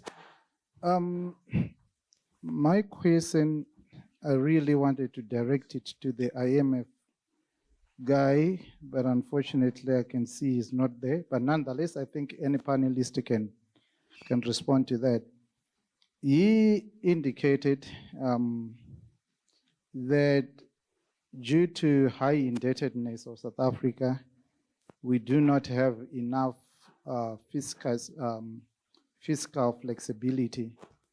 But when I look or kind of try to benchmark against other countries, like Japan, I think their debt to GDP is sitting at around 251%. South Africa, we are sitting at 74%. They are doing well. Singapore, similarly, I think is sitting around 150-something%. They are doing well. Why am I saying they are doing well? I'm looking at their GDP per capita as well as the Gini coefficient. We are highly unequal in South Africa, and our GDP per capita is very low. So which implies we have got two problems of growing the pie as well as how to divide the pie. So my question is, why should we not borrow? Economic theory tells us that as you increase your budget deficit, the more you grow. Thank you. Thank you. Should I take maybe 5 questions and then? Hello? Okay. So must allow them. Okay. Okay, can we take the second question? It has been noted, sir. And he had to leave. He has a meeting. Sorry about that.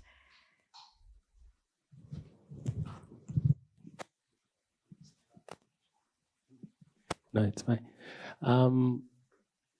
Okay, so my question is basically for Liba and our CA on the stage there.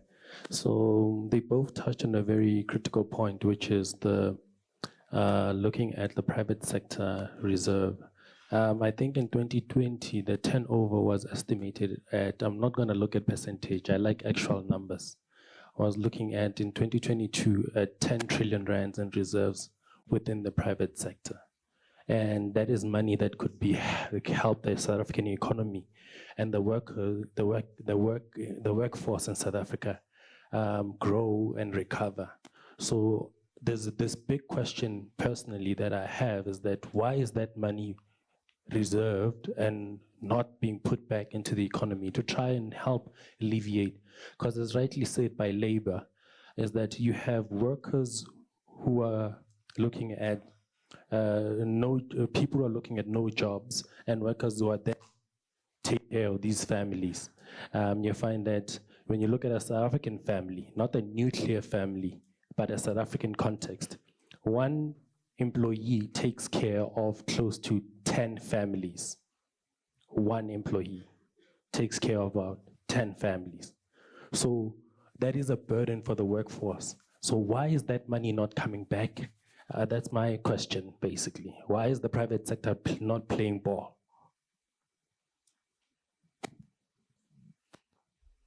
Thank you. Did you get the question? Okay. Anna, yes. No, thanks, Program Director. And thanks to the wonderful presentation by the panelists. My question is directed to Prof. Motisane on the financial sustainability of the public sector.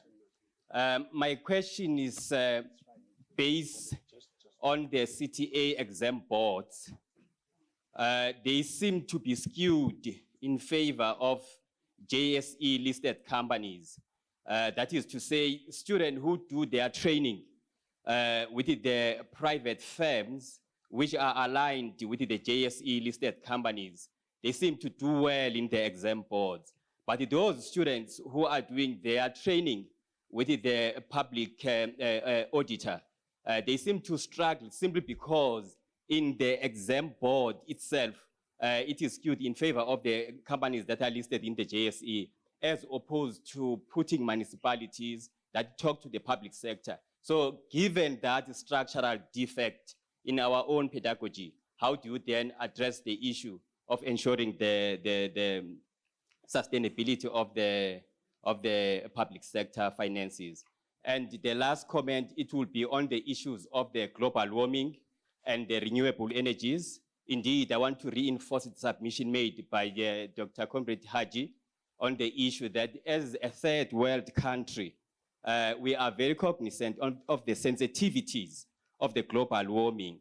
Hence, we are encouraging the issues of the renewable energies, but at the same time, it would be suicidal to come to a third world country riddled with high rate of unemployment, riddled with structural defects that are causing all these issues of inequality, poverty, and unemployment.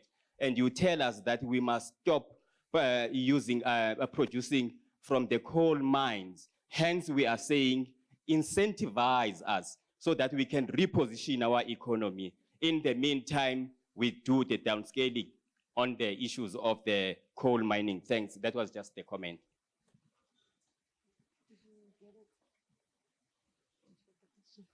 Okay, can we have another question? We'll only take 5 for this round.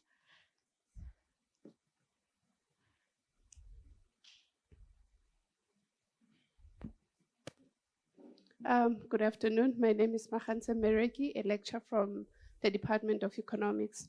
I wanted to add a comment to a question that was asked by User, I don't know your name, regarding the state's debt. I get that, you know, there's a difference between theory and practicality. You compared Japan. You said that Japan, they borrow and their debt is a lot more in comparison to South Africa. South Africa is a developing country. South Africa, we know that we are only 30 years into democracy, even though South Africa can borrow money. But the problem is that there's no accountability. The money is not used to where it's supposed to be used. They will borrow money, but then we even saw during COVID that they borrowed a lot of billions from the IMF, but was it used to where it's supposed to be used? We even see from the State of the Nation address, we get results that mining companies are performing this well, GDP and so forth. But when you look at the impact of the township economy, nothing is happening there. The residual effects, and I also like to add what Dr. From the Nehau, I get what you are saying about state-owned enterprises, that if we push that most of the state-owned enterprises, they go to the private sector. But however, who is keeping the government officials accountable? We heard from Ms. Nkosi when she was talking about that municipals in Mangaung, they are not taxing developers. So now we have those issues that we're saying that, okay, let's say the government keeps the state-owned enterprises. We saw what happened to SAA. No one is held accountable. Thank you. Okay, thank you.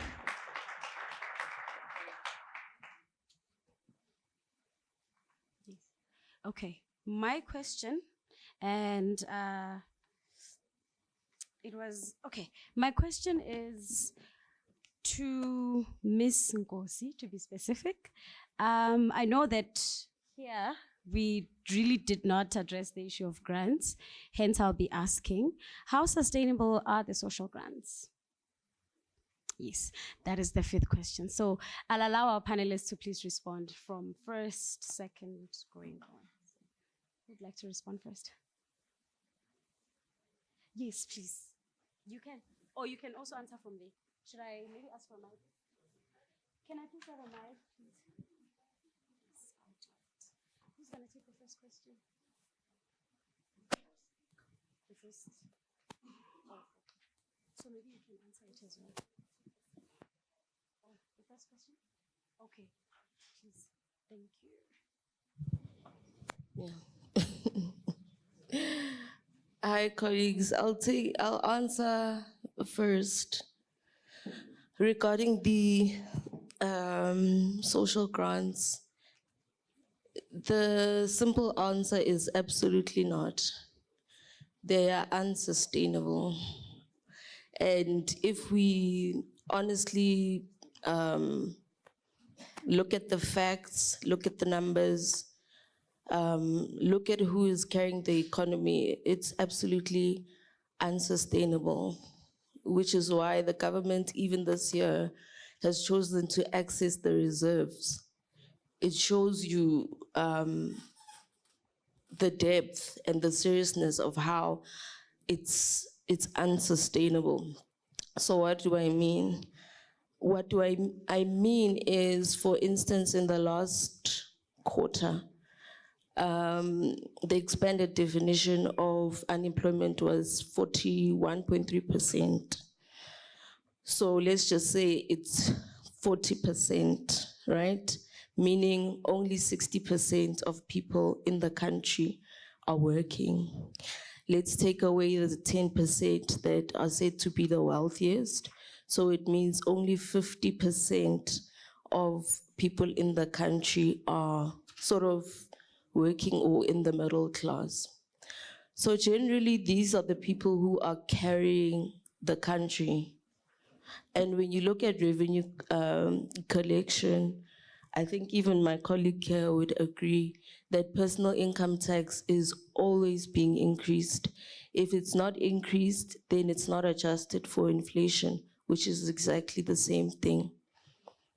The collection of excise taxes or sin taxes is justified theoretically, and you cannot argue with that, but it's not nearly enough when you think about revenue collection.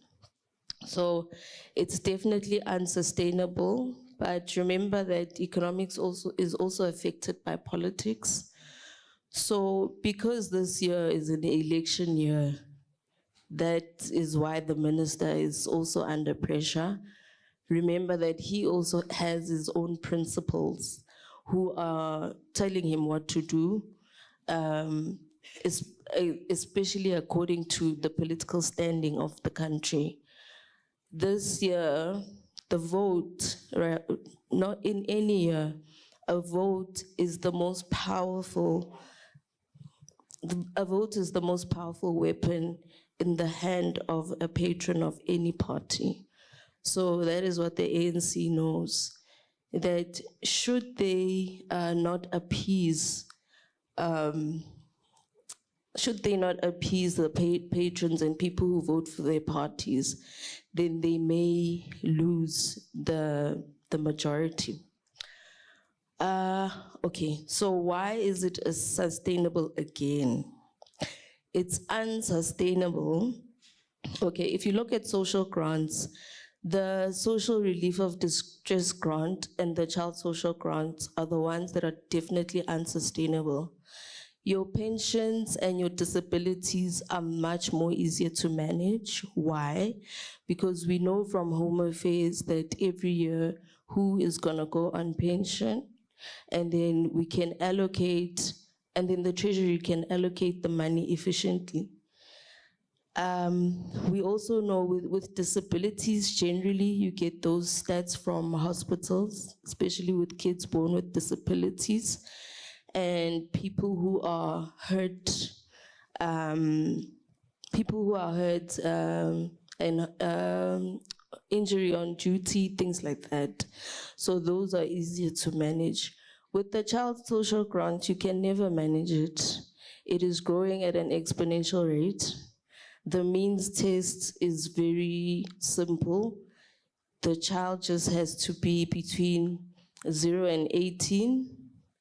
The social relief of distress grant as well, the means test as well is you just have to have a South African ID. So those are difficult to manage. And then the last comment from Mahansa, I'll make it quick. Okay, if you talk about the SAA, I have a paper that I'll share with you that is the determinants of business rescue, where I compare SAA with ESCOM. So those determinants of the business rescue are basically based on the industry that the SOE finds itself, whether it's competitive or it's a monopoly. Ownership, at some point SAA was owned privately. I think 20% shares were owned by a Swedish company. But we know that ESCOM has been owned by the government forever. And then legislation as well.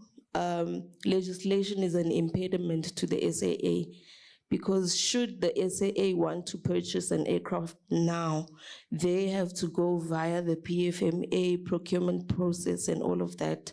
While Ethiopian Airlines or Qatar Airways, if they purchase something now, probably next week it'll be delivered. So the reason why SAA is under business rescue is because it's in an industry that's very competitive. The reason why ESCOM will never undergo business rescue is because it cannot afford to fail and it belongs to the government. Thank you. I'm going to be a bit controversial. I want to respond to the question around the social grants. I disagree with my panelists here, simply because of the fact that in this country, we've got a structural problem of unemployment, and a number of people are unemployed in this country. And fortunately, they do need the social grants in order for them to survive. I know capital and the private sector and business might think that social grants are not needed in this country. They are needed because a majority of the citizenry in this country, they live in abject poverty. Therefore, they strictly rely on these social grants. What is the challenge here is mainly around leadership and management. We just need to manage our money much more better as a country. Research has shown that it's about leadership in terms of making sure that in order for us to be financially sustainable as a country, as a public sector, it is about making sure that there's adequate leadership and you put the right people, the right skilled people in the right positions. That's the start. Making sure that you've got a competent state that knows what they're doing and they're able to collect revenue as well. In the sense that in this country, we've got illicit financial flows whereby the super rich, they're actually avoiding tax. You know, so we need to have a competent state whereby SARS, they need to up their game in terms of collecting revenue. This country will not grow until we learn to collect revenue and actually collect revenue from the super rich. That's where the issue is. The problem is not the grants. The problem is the super rich, which are currently avoiding paying tax. Okay, that was just a takeaway.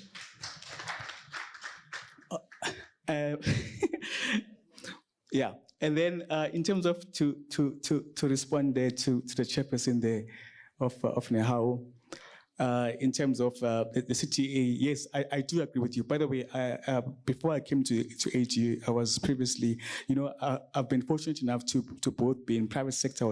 I did my training at PwC and also worked at the AGSA. So what I want to say is the fact that the AG is the biggest employer of trainee accountants in this country. That is a fact. That we cannot lie and deny that fact. So I do agree with you, the fact that we do have a challenge, the fact that even the material is skewed towards the private sector, while a majority of our trainees go out there or students, they go out there, they get training in the public sector. And what said, I remember when I was at the AG, is that these people, they have to be trained simply because the content which was offered to them at university didn't actually cater for them in terms of the private sector. And so a lot of work needs to be done in the space. Yes, there is, the SAICA is trying to transform, but it's not happening at a fast enough rate in terms of incorporating the public sector, the AG audit methodology into the board exam. Something which we are fighting as a profession, as professionals, and also as academic, and also even as an institution as well, as we move towards curriculum transformation that talks to that whole issue of making sure that we incorporate the public sector. And as you know, that there's a dire need in municipalities, in government departments, etc., in having competent CFOs, audit executives, etc., who are going to be working in that space to make sure that obviously they do the work which they're paid to do, and most importantly,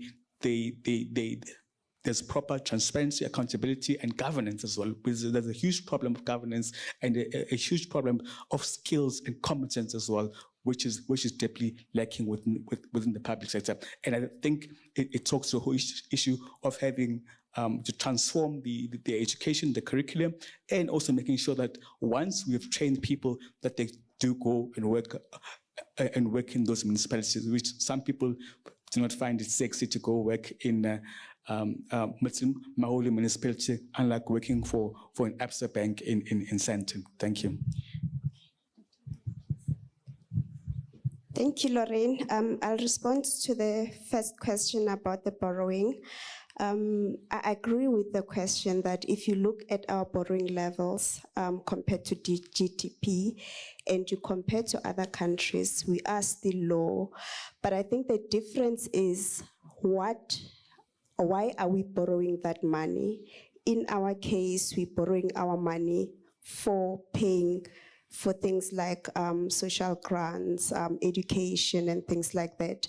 It's like, if you think about it for yourself, how sustainable is it for you to borrow every month for you to buy food? It's not sustainable. But it's a different story if you're going to borrow because you're going to buy machinery that is going to produce future income. That's the difference. And if you look our context, if you look at our context in South Africa, ideally, our revenue should cover those things, but it is not able to cover that. And we've seen with what the Minister of Finance tried to do in this budget, it was a very difficult balancing act. And they were very careful to make sure that whatever that they do, as far as taxes are concerned, they're not going to impact the economy in a negative way. Otherwise, you could increase the taxes so that you can cover the expenditure, but you can't do that. You know, there was a lot of talks about the VAT. VAT affects everyone. So if you want to increase the revenue, you're going to look at a tax where you're going to effect a minimum amount of change, but you're going to get the maximum return. And that will be VAT, it will be personal income taxes. And as my colleagues Azundini already mentioned, we don't have room to touch VAT at this point in time. Now, Mr. Professor Mlaudzi said correctly so that there was some form of expectation that taxpayers will be able to get some form of relief. I was also hoping for some form of relief for taxpayers because if you look at the disposable income, it has been affected in many ways. The high interest rates, the high cost of living. Now, the ministry going to the personal income taxes, it was a last resort. You know, it was really a last resort because the consumer or the taxpayer is already battling. And they were very strategic because what they didn't do, they did not increase the tax rates, you know. I know that there was a mention that we need to tax the rich more. And if I have to comment on that part only and purely just looking at personal income taxes, how many people fall in that top tax bracket? Because when you're increasing the tax rate, you are increasing the tax for those that are currently sitting in the top bracket. And it's about 2.7% of the 7 million people that are assessed. And bearing in mind that there is so many taxpayers that are registered for tax, that the tax register is sitting in excess of 25 million, but there's only 7 million people that actually contribute to the tax. And looking at that 7 million people, you're only going to take 2.7 people of that bunch, and those are the ones who are going to fill the high interest rate, or the high tax rates. And the risky part with that is that they have options, you know. The minute you do that, you're actually encouraging people to say, now go to tax experts. Let us find ways that we can reduce our taxes. So there will still be other consequences associated with that. And Prof. Mudisani mentioned something about doing more about tax collections. I think our solution at this point in time is not raising taxes, but it's making sure that we enforce compliance. My colleague spoke about illicit outflows, and that's it. You know, that's what we need to focus on. When you look at the data's book for SARS, there is 300 billion sitting there that can be collected, and that is just the money where people acknowledge that I am owing you, but I'm not able to pay it. They're not disputing it, you know. So you increasing the taxes, you're actually going to increase that data's book. The solution right now is that we need to work on enforcement. Just in 2023 alone, making sure that you focus on enforcement, we're able to raise about 70 billion. And if you look at what the minister did right now, they only were able to raise 15 billion with all the changes that they've made, you know. So I think we need to focus our attention on things that are going to make a difference. Thank you.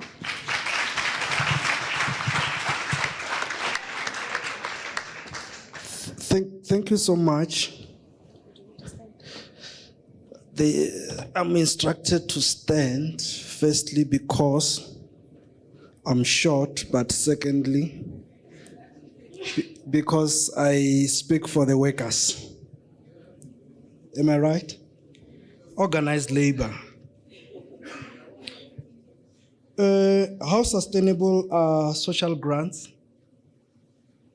I think we are talking in a very comfort environment. We are speaking from the point of privilege, most of us. We are speaking so that we can get sound bites for newspaper reporting. To tell you the truth, for some of us who have been exposed to our people are not proud of social grants. If they had an option, they would opt to do something except social grants. The economy is not creating jobs. That's the fact. If it was creating jobs, our people will be working and getting paid the small salaries they would be paid. But from the University of the Land here at Unisa to say that everyone knows it's not sustainable. And to remind most of us, we are the Tsintswalos. Yes, social grant might be, the qualifying matrix is not so rigid. But we are the product of TEFSA. It's a social grant. It's a social grant, you like it or not. Most of you have not paid it off. And we are comfortable to criticize the other social grant. No, I think let's do self-introspection. And these social grants are preserving, I don't know which economics are we teaching? Because yes, I'm a dropout of economics. But I still understand the microeconomics, demand and supply. These social grants preserve the little people that are employed to continue to be working because they generate what you call aggregate demand, isn't it? People, when they get the social grants, they go and buy products. Who manufacture the products? The workers. So let us not be short-sightedness. We are providing these social grants because instead of allowing our people to die, we rather give them something. Thank you. Thank you very much. I'm shocked that was short. Ladies and gentlemen, our lunch is ready. But before we go for lunch, I'd like to invite Prof. Comment. There are more questions. Sorry? Oh, okay. There was a question that was not answered. Please.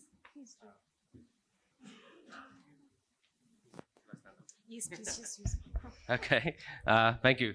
Yes, your question was not answered. I noticed.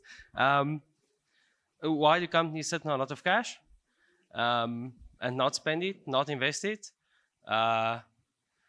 Essentially, the more uncertain a country's economic situation is, the less companies tend to borrow or raise funds and look to internal funds to take the old profits and take the cash and use that.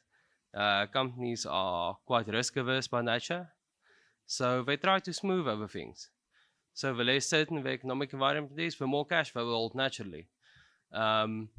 This is not a South African phenomenon at the moment. It's happening in the developed world as well. Many developing countries. You can look at the global socio-political milieu at the moment, and it is a bit uncertain. So that's one of the reasons why companies are holding cash for sure. But locally, I think one of the big things dissuading investment is load shedding.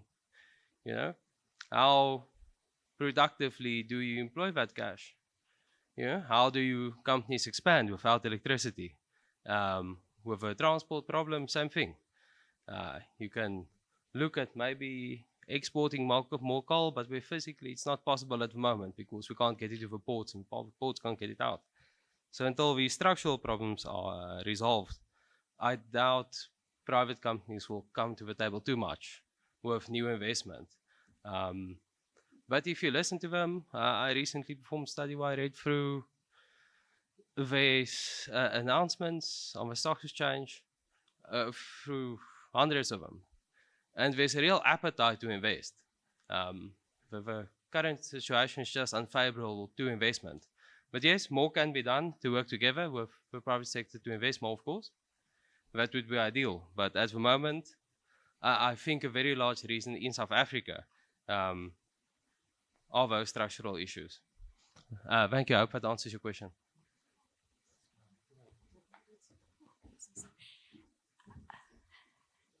Colleagues, is it because I'm short? Ladies and gentlemen, please. There's a lot of questions, honestly, here. Can we please engage after or during lunch, please?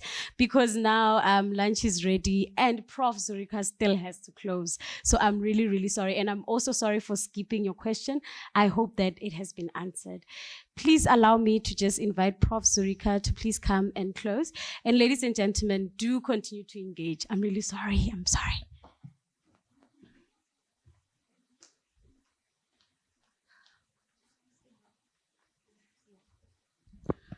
Colleagues, I feel like as a fellow worker, I'm not protected anymore. My answer was whether it's sustainable, not whether it is needed. I personally have an uncle who has cerebral palsy. I also have a grandmother. I also have a nephew who gets the child support grant. So can it not be, a bit tense, And I actually have a paper that I've written about the impact of social grants on income inequality, and they found to increase it. I will send you that paper. Thanks, colleagues. Thank you. I know everybody is hungry by now. I'm going to make it short. Thank you so much to our distinguished guests on stage. You've made this event a success. You must please stay behind. There's a gift, I heard. So please just stay behind afterward. And then the team behind the scenes. Ms. Muglabu from CAS, Ms. Ntwanambi from CEMS. Without you, I would not have made it. Dr. Hubert, Mr. Ntwanti, Multimedia, Unisa Radio. I think you all agree that the multimedia and everybody that assisted here did a great job. Thank you so much. Then to our program director, Lorraine, a special word of thanks. You made it such an excellent event. Thank you for making it special and connecting all the links that needed to be connected. I didn't even say anything to her. She just did it. In his absence, our Deputy Executive Dean, Prof. Muluhatsi, for always assisting even on short notice, and our Acting Dean, Dr. Msachabo, that's in our absence also, that gave us all his support. To you, the audience, without you, this would not have been possible. Thank you so much for being here and supporting us. Anybody that I left out, just know we appreciate your diligence and hard work. And then I asked Dr. Chokwe, is he here? Dr. Chokwe. I asked him just to do a prayer for us because I think we need it. Thank you so much. Amen.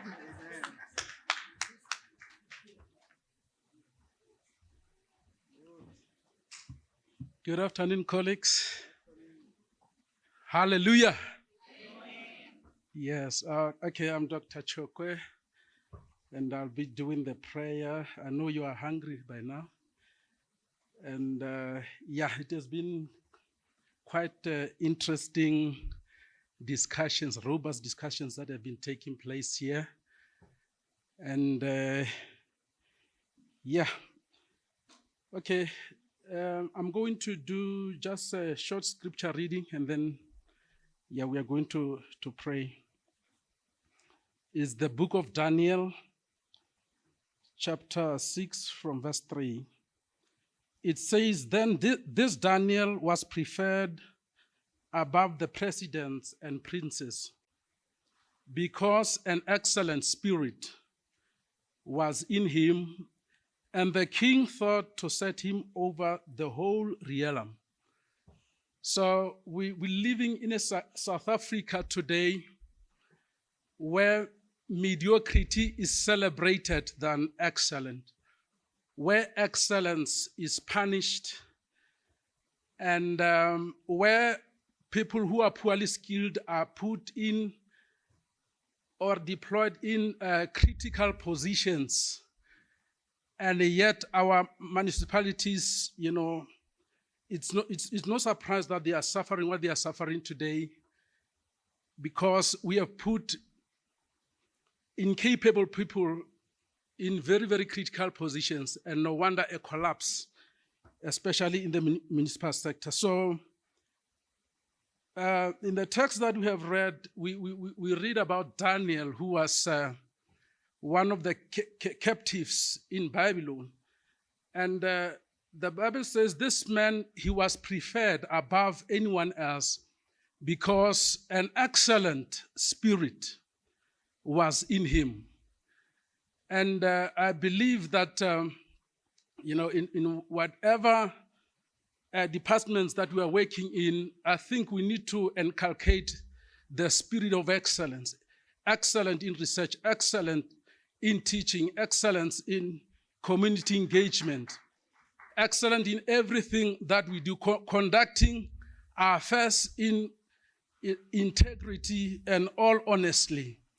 We live in a country where corruption has been institutionalized.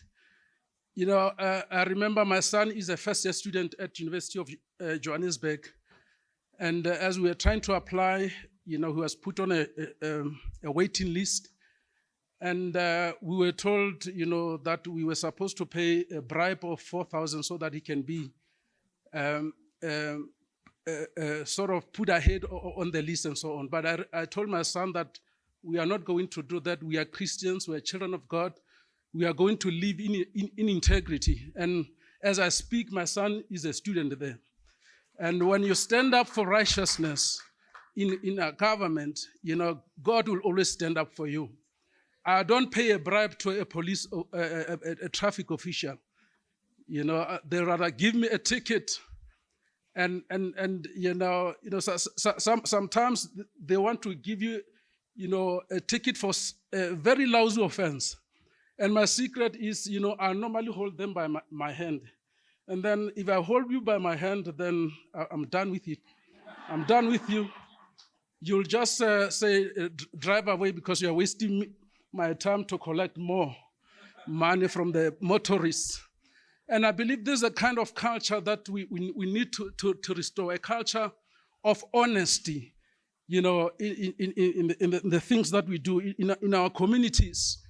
We are celebrating mediocrity in the sense that about 20 million of our people are dependent on social grants. I'm a language editor, by the way. I think some of you, I have read most of your articles and edited your students' thesis and dissertations. So, what I read over and over again is that for our economy to be able to create jobs, we need entrepreneurship. I've just edited one of my former CPD teacher who conducted the same research. And the president also talked about it, that entrepreneurship, is the answer to the problems that we have. And yet, we also have a dedicated department of small business development. And we can't see any difference whatsoever.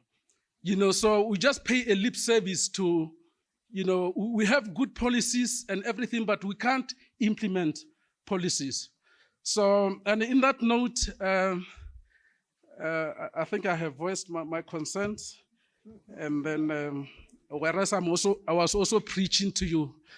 So let's pray. Our Heavenly Father, in the name of Jesus, we just want to thank you for such an auspicious event that was held here successfully, a business breakfast, dissecting, interrogating, and discussing and debating the national budget, my Father. We are praying that, my Father, our research will not just end in the four corners of the university or in scholarly circles, but Father, that our research will also influence policy, my Father, in the name of Jesus.